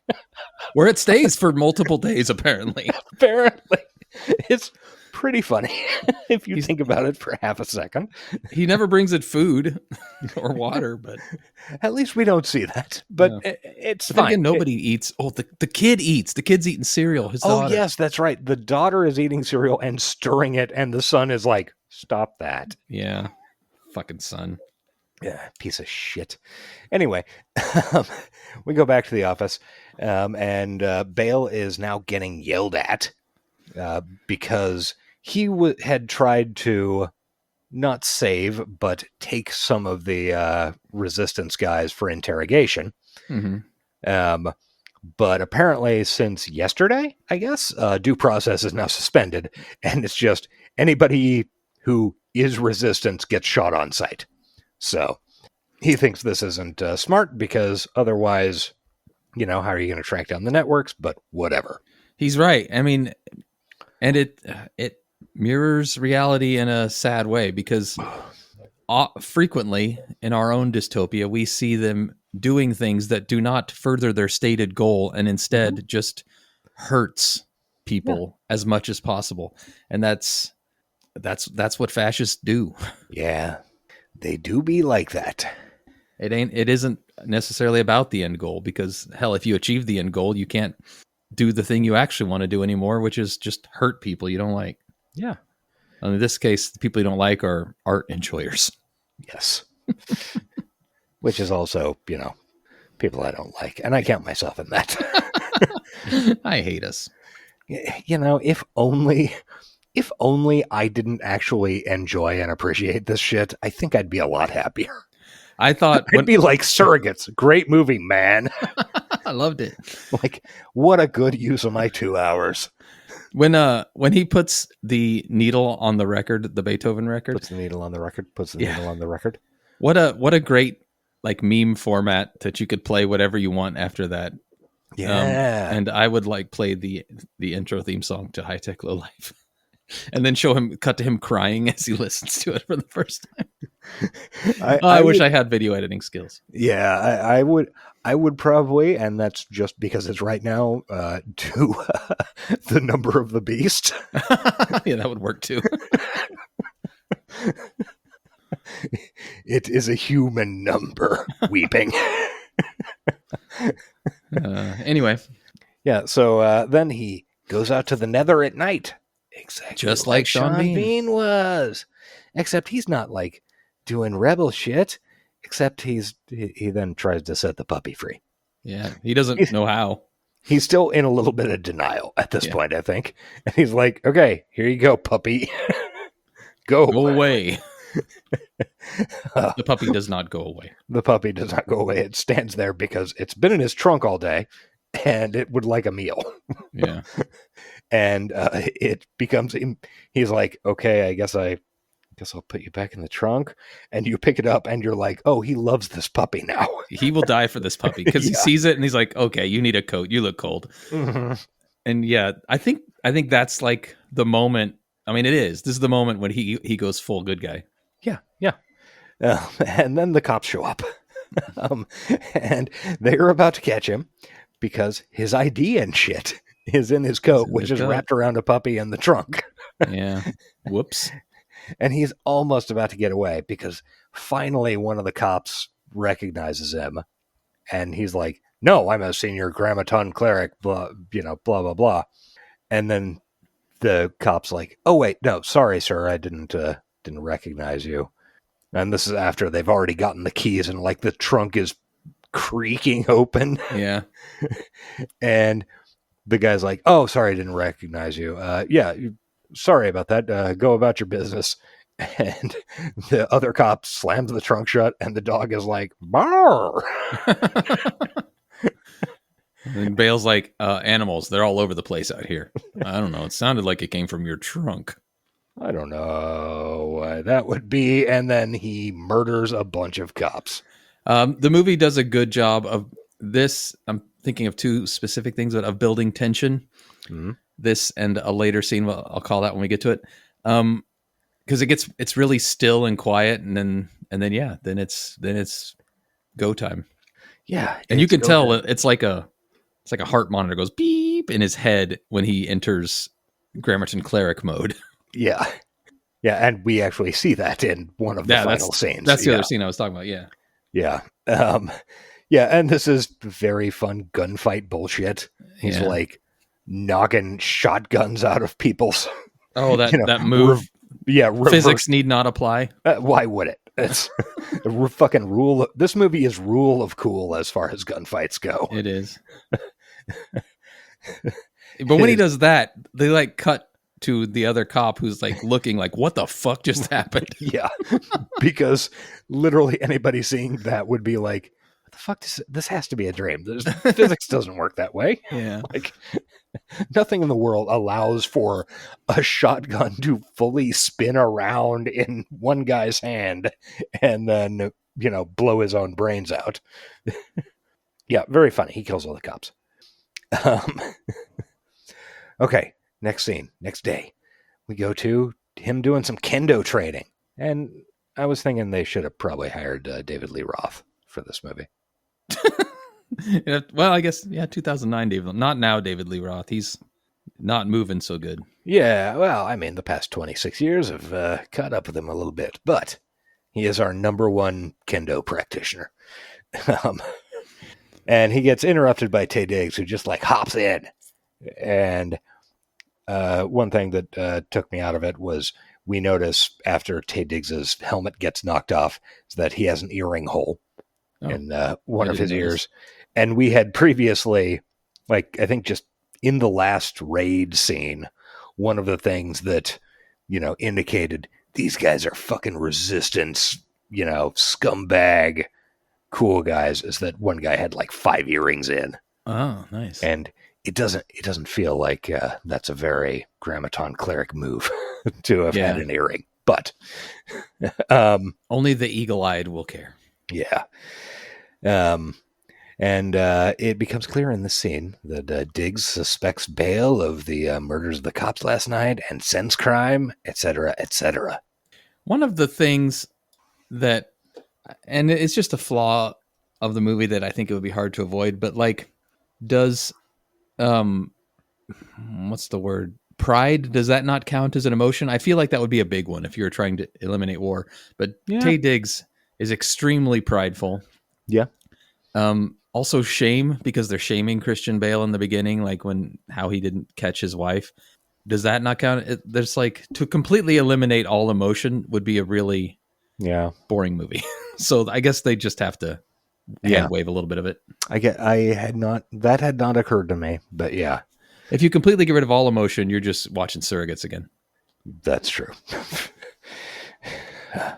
We can't fucking have that. No, never again. No, never again. So we do a raid at a brewery, I guess. I don't know. Looks like a brewery. Sure. Bale catches, but then tries to like free some of the rebels. He's like, hey, there's a secret door here, and finds some guys. And he's like, you got to fucking go that way. They don't believe him. Why would they?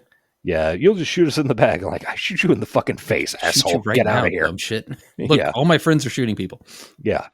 And then he ends up like, they run into some cops and he crushes the cops' skulls with switchblade pistol butt things. Oh, the switchblade pistol butts are sick. Yeah, it makes less than no sense. I love it so much. It's one of the dumbest things in the movie. And I mean, this movie has a lot of dumb things. Yeah. But it is very dumb. But it is so fucking cool watching Christian Bale smash a pistol butt through a SWAT helmet visor. He just, like, you've got burst, full auto, and then you've got melee mode. Mm-hmm. It seems totally logical to me. I don't know what you're talking about. Yeah. Well, it makes the pistol a total... Gun katas make pistols a total weapon. Yes. Whatever that means. They also have, like, sharp barrels, if you notice. Yeah. I think, if I remember right, pretty much all the cleric pistols in this are just, like, slightly modified Beretta M9s. Like, it's a super basic gun with, like, we stuck some shit on the barrel. Great, go. Oh, you're calling out Beretta M9s is basic. I mean, I don't think they're offended. They got all their contract sales from selling the U.S. military for 40 years. Yeah, they're fine. They'll do fine. Also, they've been around for like 600 years, so they don't, my criticism isn't going to hurt them. No, I think Beretta's going to do just fine in the coming wars, uprisings. Yeah. So the rebels run away. Christian Bale's following them, and oh no, shit! Tay Diggs captures the goddamn rebels, and is like, "Hey, good strategy, Cleric Preston. You chase them right into my arms." Yeah, while you're watching it, you're like, Tay Diggs seems to be making a lot of excuses, but then by the end, it all kind of reveals, which I appreciate because it feels like, man, he's really getting away with some stuff that he shouldn't. Yeah, we end up at, I call it out at the end. I think we're at like a 6-layer deep double cross scenario. Yeah. It's good. But yeah, it's fine. The thing is, this movie goes down pretty smooth for being absolute nonsense. Yeah, it does. So yeah, Diggs captures the rebels and he's like, "Hey, why don't you execute them, Christian Bale?" And Christian Bale's like, "No, it'd be good for you to have it." This is after Diggs hands Bale his own gun because he's like, "If your gun's low, you can use mine." And then Bale hands him back a gun. Yeah. Yeah. I'm sure it's his. It is very evidently not if you're watching it. And I remember noticing that the first time because he has his gun in his left hand, Bale, and takes Diggs's gun with his right hand. And then it's one of those things where I think they were trying to do a Sixth Sense, you'll be able to remember this at the end of the movie when it comes back around, but we're being subtle now. Well, it also seems like one of the prisoners noticed. Christian Bale and one of the prisoners are doing a lot of communicating with their eyes. Yeah. I don't know if the prisoner noticed that, and that made him realize, okay, the fight continues on. I can die here in peace. I don't know. Yeah. But he seemed reserved by the end of it. Yeah. So, anyway, Diggs and his cops execute the rebels after Bale I liked this scene because they stood in front of glass block, which if you've ever exploded a glass block wall, it's one of the most satisfying things you can do. It really is. Go find yourself a glass block wall and just hit it with a hammer. Put some safety glasses and gloves on. Don't be foolish. Dude, if only, it would be the most satisfying thing in the world. If you could break a glass block with a fluorescent light tube somehow. Nice. It would be it would be perfect. Pressurized glass is just a good time to break. Yeah, it is. Yeah, it's great. Or vacuumized. Yeah. Depressurized. Yeah. Whatever. Fuck you, I'm not a physicist. I'm a guy that smashes shit. You are. You certainly fucking are. I smash shit every night, motherfucker. Hey, pussy. Yeah. Yeah. Uh-huh. So, this is default. I'm fully turning into my 2002 self. So, Christian Bale goes to the evidence room where Sean Bean's body is about to be incinerated and finds in Sean Bean's shit that he had on him when he died a photo of Sean Bean with Emily Watson, who Bale arrested earlier, and the back of the photo says freedom. So just like Braveheart. We can only assume that he is a huge George Michael fan. Freedom. Yeah. Bringing it back to Rules of Attraction. Oh, God. That's a different song, but yeah. Oh, you're right. Yeah. That was Faith. Yeah. So, yeah, this is important. We've established a connection between those two. That means he gets to go talk to her. He gets to go talk to her again, and maybe they will gently touch hands. Maybe get a little sniff. Yeah. Yeah.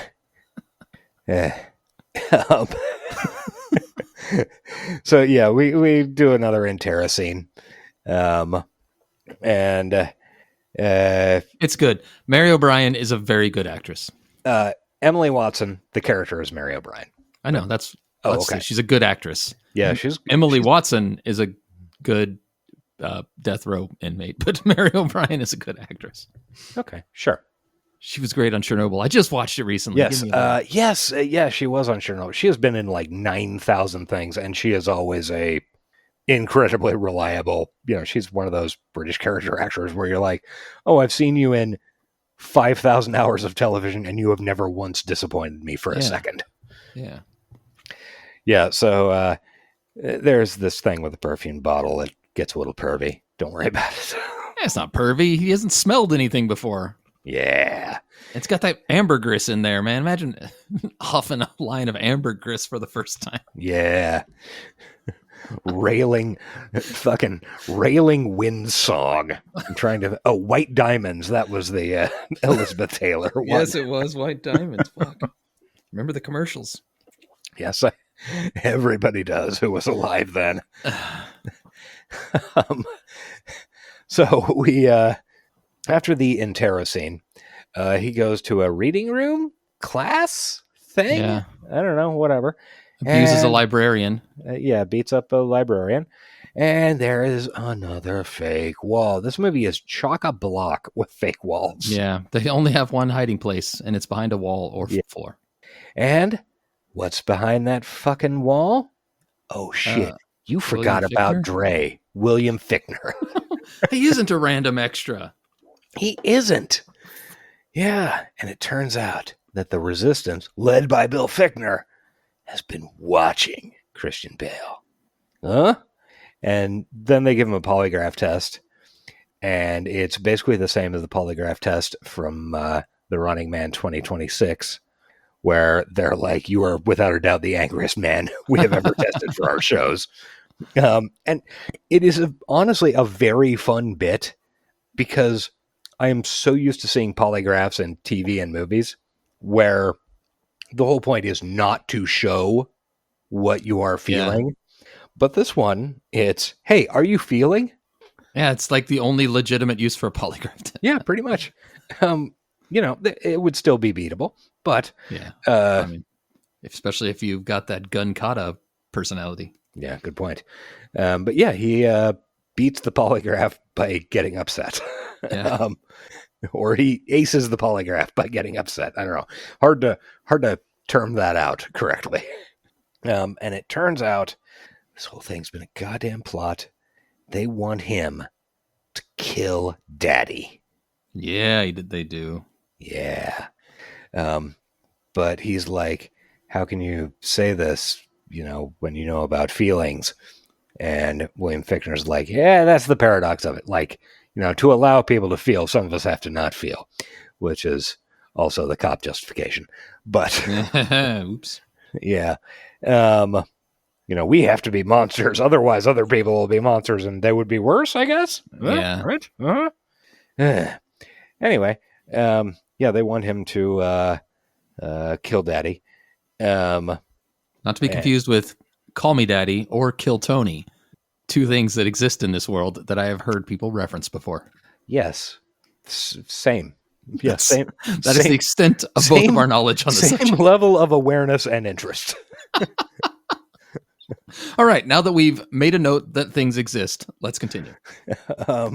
So they, I guess, do some plotting, and then Christian Bale leaves, and he is immediately arrested. And it turns out that DuPont, from the earlier in the movie, Angus McFadden heard a rumor that a cleric was feeling things. Oh no.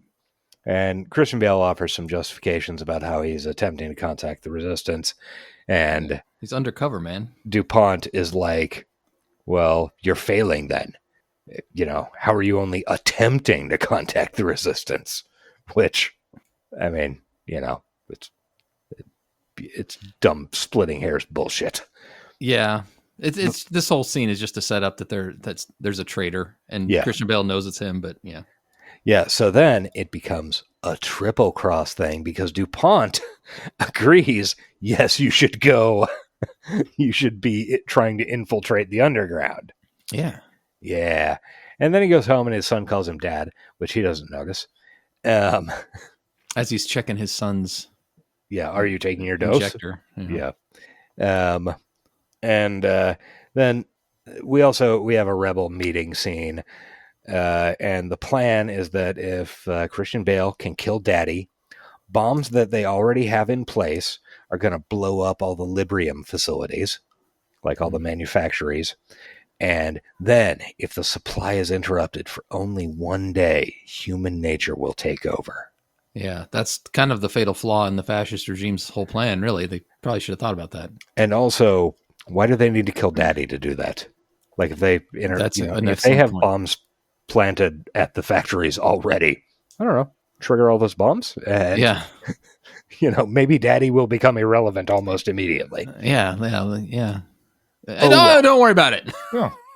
We need a big plot thing. We need a cool fight scene in a room with pillars. We fucking do.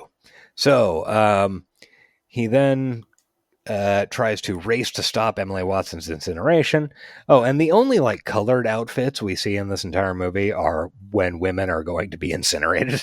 Yeah. Also, only women are incinerated, now that I think about it. True. Because Sean Bean would look goofy in that red cloak. He would. Yeah. The only colored outfits, but he's too late. And there is a, I don't know if it was a red herring or just a too much almost plot hole thing where they stick her in the incinerator and then it takes a minute to spin up. Yeah. Well, if they open the door, then it explodes street side. Exactly. That's the red herring. Yeah. You're oh, okay, so this is going to be a thing for a few scenes design, down the line. by the way. Yeah, I agree. I think, yeah. But anyway, she dies. And then he goes outside, falls to his knees weeping in the street. You can't hold it back anymore. You can't fake it anymore. Is unsurprisingly arrested by Taye Diggs. Yeah. Because Taye Diggs has been suspecting him all along. And takes him to DuPont. And then DuPont's so the cleric who has been a bad guy is here, isn't he?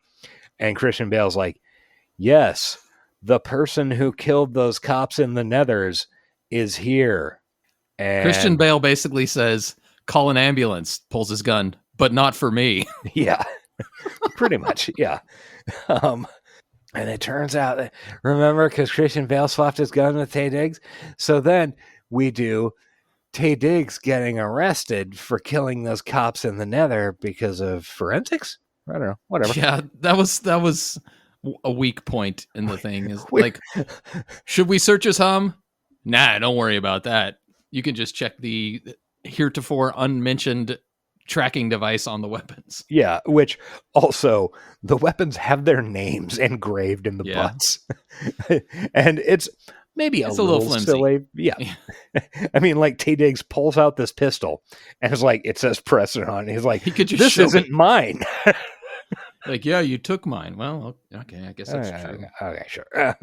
Whatever. It's close enough for me. Yeah, sure. And then Bale races to his apartment because DuPont is well, I mean, because the accusation's been made, obviously, a formality, but we're going to go ahead and search your apartment. And Christian Bale's holy shit, I've been hiding my drugs in the wall behind my medicine cabinet, where you put the razors. Yeah. If you know, you know. If you know, you know. But he gets home and they haven't searched the bathroom yet. And he opens up, he pulls out the medicine cabinet and his drugs aren't there. Did they already get him? No, they didn't. His son comes into the room. His fucking son has been off his goddamn dose for 2 years since mom died, bro. We thought we were hating a Nazi youth. We were just hating a youth. Yeah, we were. But we continue to do it anyway. Oh, yeah, he sucks. Fuck him. I'm kidding. Kid blows. The actor's great. He's honestly very good, but I loved him in Velveteen Rabbit. Yeah, absolutely. I should go back and watch. I'm not there.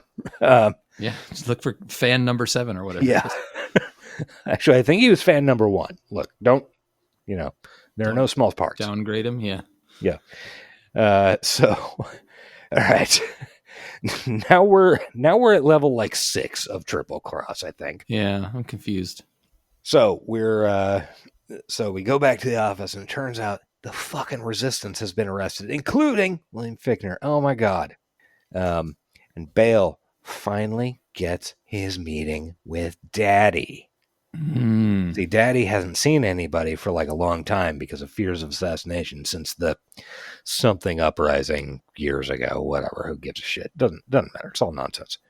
Once again, great society that has stopped all war and violence, but apparently is under constant threat of assassination and terrorist attacks. So it's working great. As they are. But the important thing is about this scene, Christian Bale is wearing a fancy white suit. Huh? He looks great. He looks fantastic with his white katana. And he has a fucking samurai sword, baby. Yeah. And then he has to do a little test, before he meets Daddy, because Daddy must be protected at all times. And it's going to be another polygraph. And the first question, well, more of a riddle. How do you get a weapon away from a grammaton cleric? You ask him. And we're like, holy shit, it is a twap, motherfucker. All right, great for filmmaking purposes. In reality, you've got all these emotionless, drugged up guys. Are they going to set up that little jab? I don't think they're going to go that far.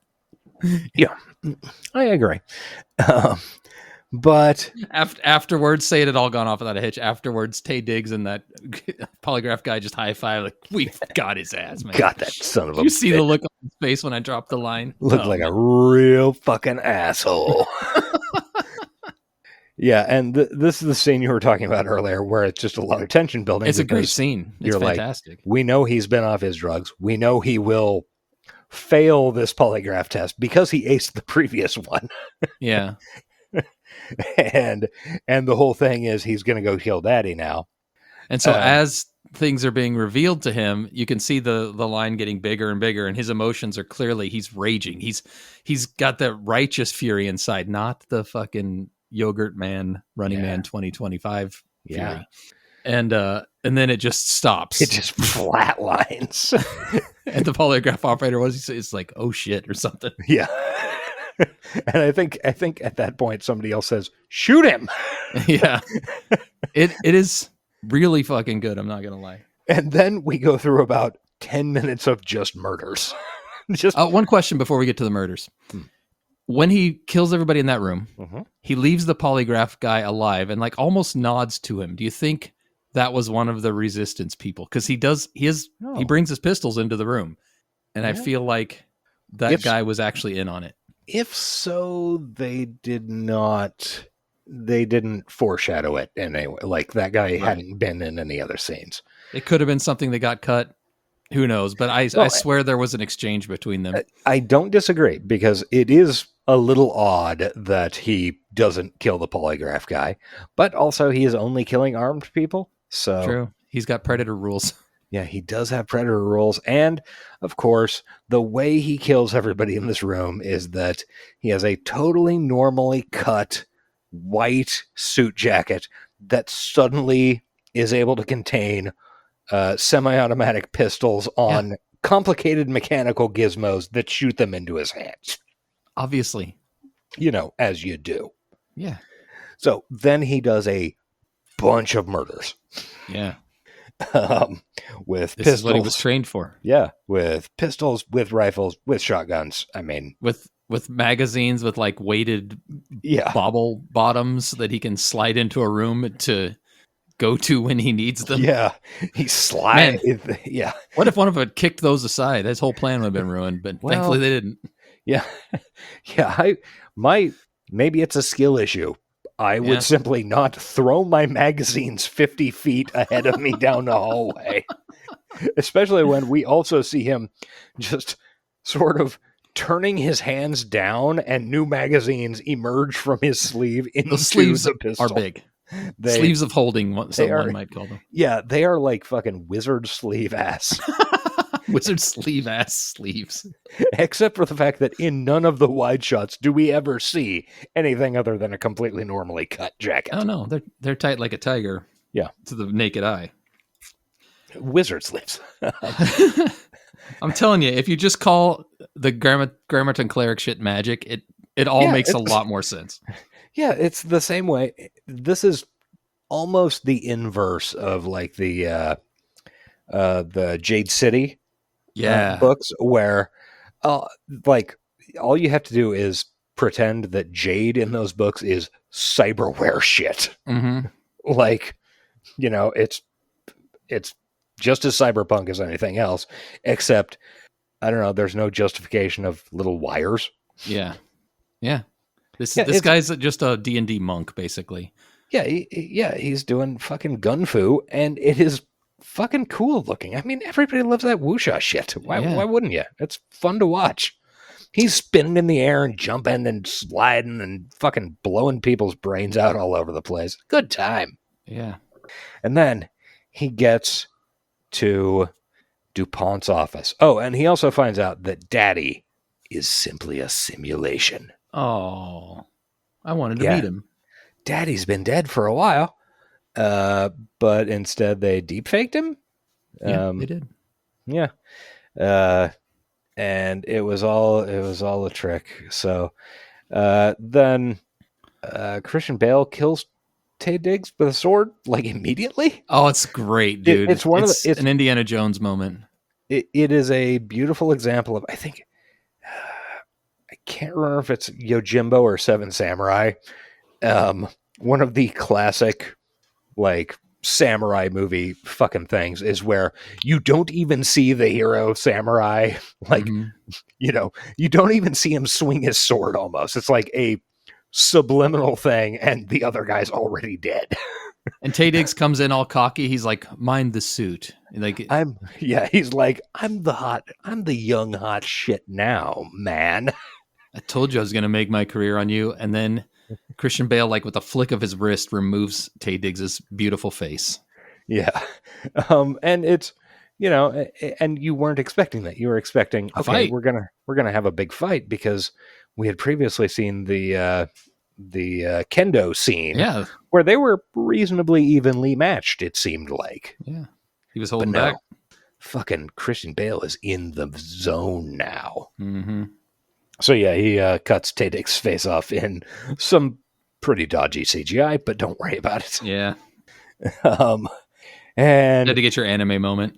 Yeah, and then we do a big gun fu thing with DuPont. It's pretty cool. It's kind of the most elaborate, because it's a lot of cuts. It's a lot of just, basically if they slowed it down, you'd see a bullet whizzing right past somebody's ear. Yeah. That type of shit. And it's all totally fine. It's a way to do Matrix stuff without a Matrix budget. Yeah. And finally, Christian Bale gets his guns away from him, and DuPont's like, now that you feel, is it really worth it to kill somebody? Is it really worth the price? And then Christian Bale says, I pay it gladly, which is echoing the last line that Sean Bean said before Bale killed him, and then kills DuPont. And then he blows up the propaganda department. Yeah, he shoots it. He doesn't blow it up. He shoots it up. Shoots a bunch of screens. I love how he just walks through shooting without looking. Just the no look pistol shots are classic. Yeah, it's good shit. And then we see a bunch of scenes of the city with shit blowing up. I guess the Librium factories, resistance fighters in the streets. Yeah. His daughter letting the dog, the puppy, lick her hand. Yeah, he took the dog home. And his son smiles in class. And we still hate him. Fiend. Good job. Oh no, Prometheus. Good job, Wimmer. Yeah, good one, Wimmer. It is like I said, it's not a great movie, but fuck, it goes down smooth. It's got a bunch of fun, stylish bullshit. Yeah. Like, there's nothing wrong with it. Nothing. I mean, there's things wrong with it, but nothing. Yeah. It's just a fun trip, a fun romp. Yeah. I want to know about the box office. Oh, because I know this had some issues.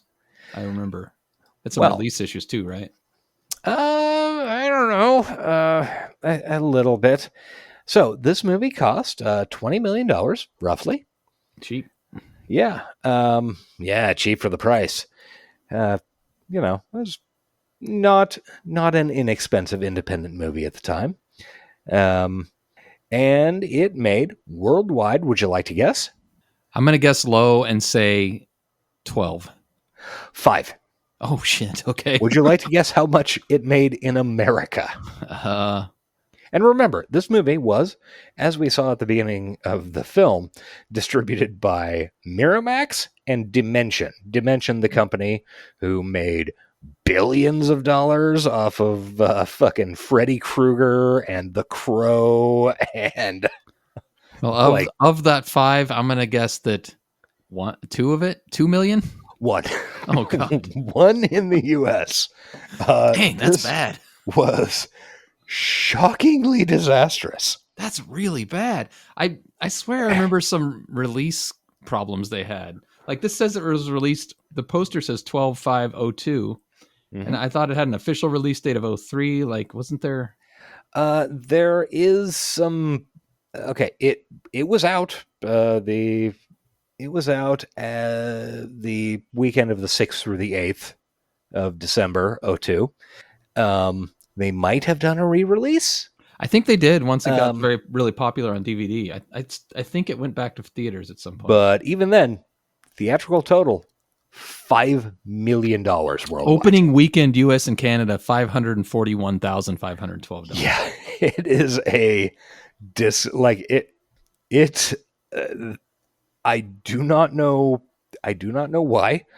They clearly either were going through some internal turmoil at Dimension Films or had zero confidence in this at all, because it only opened in 300 fucking theaters, which, I mean, 300 is not nothing, but if you're doing a wide release of a film in, say, the 21st century, you kind of start at 700 or 800 if it's a real small release. Yeah, that's nuts.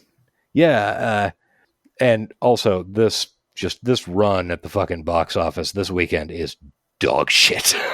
Let's do it real quick. Okay, the first week is Die Another Day, one of those the last of the Pierce Brosnan. Bond. Yeah, the last of the Brosnan Bonds. Number 2 is Analyze That. That was a movie. People liked it. Yeah, this was.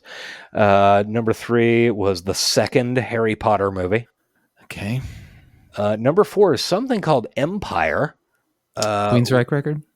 It is sadly not. It is sadly not that. It is a successful South Bronx drug dealer turns his back on his roots and gives money to a Wall Street broker to invest for him.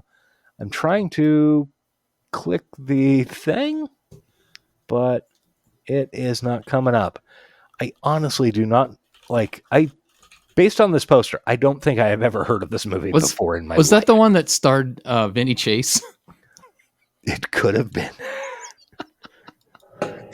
It could have been. We have referenced so much shit in this episode. I would like to see a list of everything we've made reference to.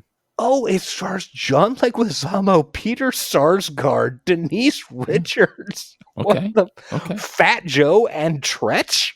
Nice. From Naughty by Nature? I'm into it. We should watch it. Holy shit. Wow. I will say, it cost $4 million and it made 18.5, so it is a much bigger success than Equilibrium. You don't happen to have any numbers on what this made on DVD, do you? Oh, no. Those numbers kind of don't exist as far as I can tell, unless in very rare cases, somebody puts out a press release when something did really well. Because I know this movie was in the pop culture for a while. This film 100% made its money back in terms of home video. Yeah. There's no way it didn't. Anything else?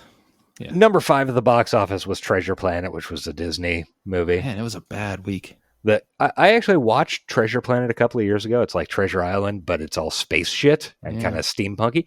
It was actually kind of fun. Not bad. Okay. The only movie, I think, in the top 20 that I saw in the theater is Steven Soderbergh's remake of Solaris with George Clooney. Wow. Like everything else is like, I don't know, My Big Fat Greek Wedding was out.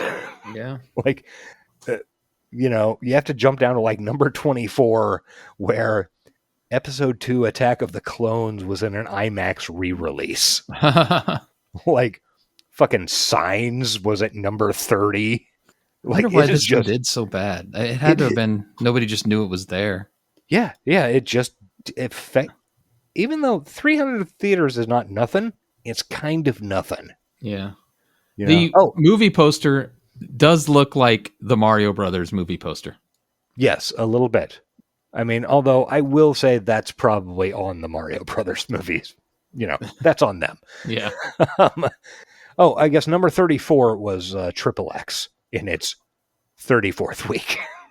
Like, Also worth mentioning, 2002, not a great time for movies about how dystopias are bad. There are a lot of people were like full speed ahead. Let's do one here. So yep, let's race this shit. Oh, and number 59 at the box office that week, in its 48th week, making $32,000. One of our favorite movies that has come up on this show way too often, Autofocus. oh yeah, great movie to watch with a bro. Just hang out on the couch. Hang out on the couch with your bro and watch Autofocus. You mind? You'll not be disappointed. Okay, let's rate this and get the fuck out of here. Yeah, let's do. Story of Equilibrium. We've talked about it. It's 3 books and 2 movies. But it's good books and it adapted them well. So I'm going to hit it on a scale of 1 to 10 with a 7. Yeah, I'll go 6.5. I mean, I think it's, you know, if you're going to toss all that shit in a blender, it turns out that this flavor combo works. It works well. It's not going to be my favorite fucking smoothie, but definitely drinkable. You'll drink it in a pinch. Yeah. Influence. Equilibrium. It's tough to say because it was kind of a cult classic.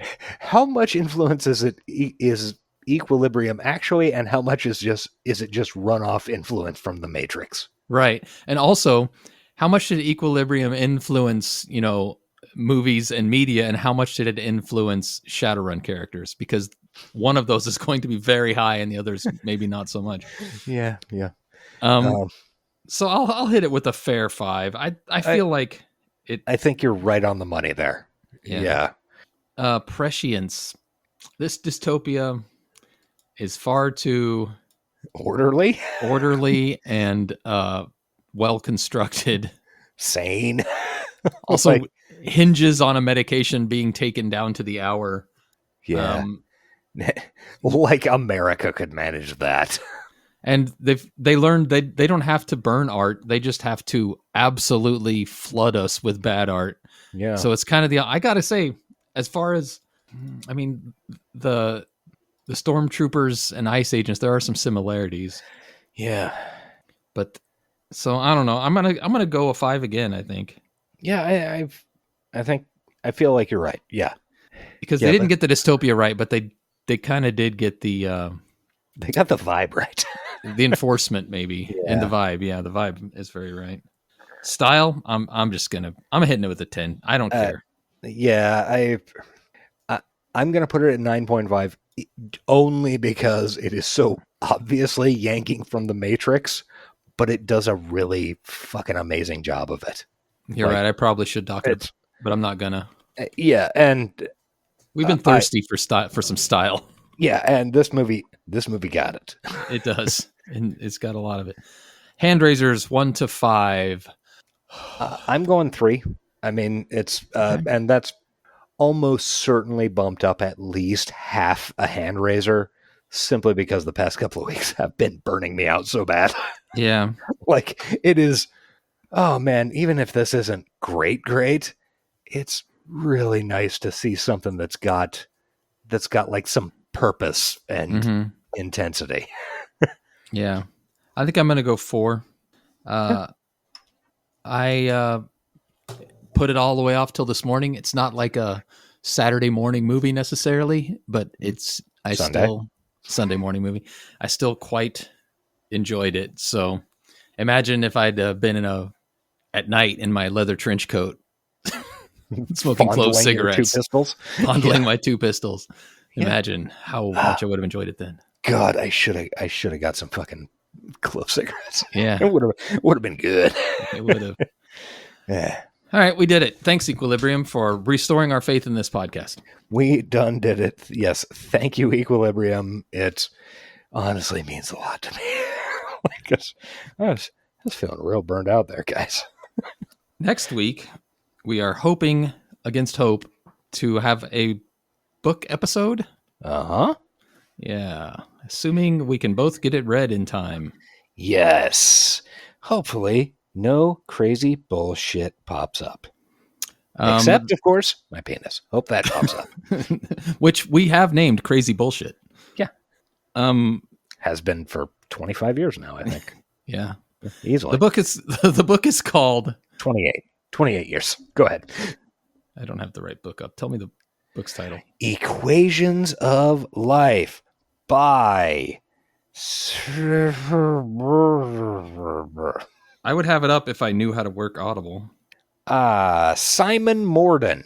Equations of Life. Morden. It is, I'm 2 chapters in, a fairly cyberpunk, so far seems like some crimey shit. There's a kidnapping attempt, and yeah. And since it's a book episode, we have to have our resident reader back to help us cover it. And he's actually the one that recommended it, so hopefully we'll be joined by Jeff from the Astronomica podcast once again. One can always hope. Yeah.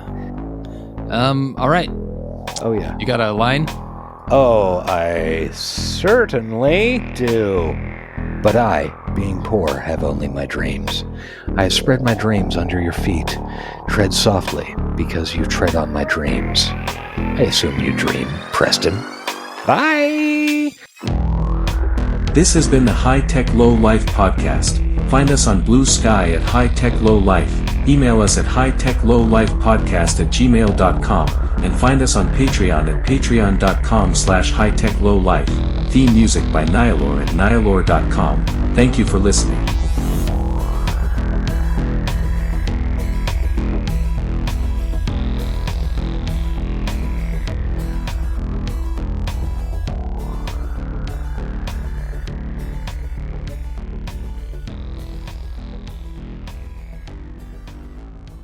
Keep it moving. Come on, what are you waiting on? Let's go. They're trashing our rights, man! They're trashing the fluid data! Oh, what? They're trashing! Everybody on. Hide the planet! Hide the planet! Shut up and get in the car.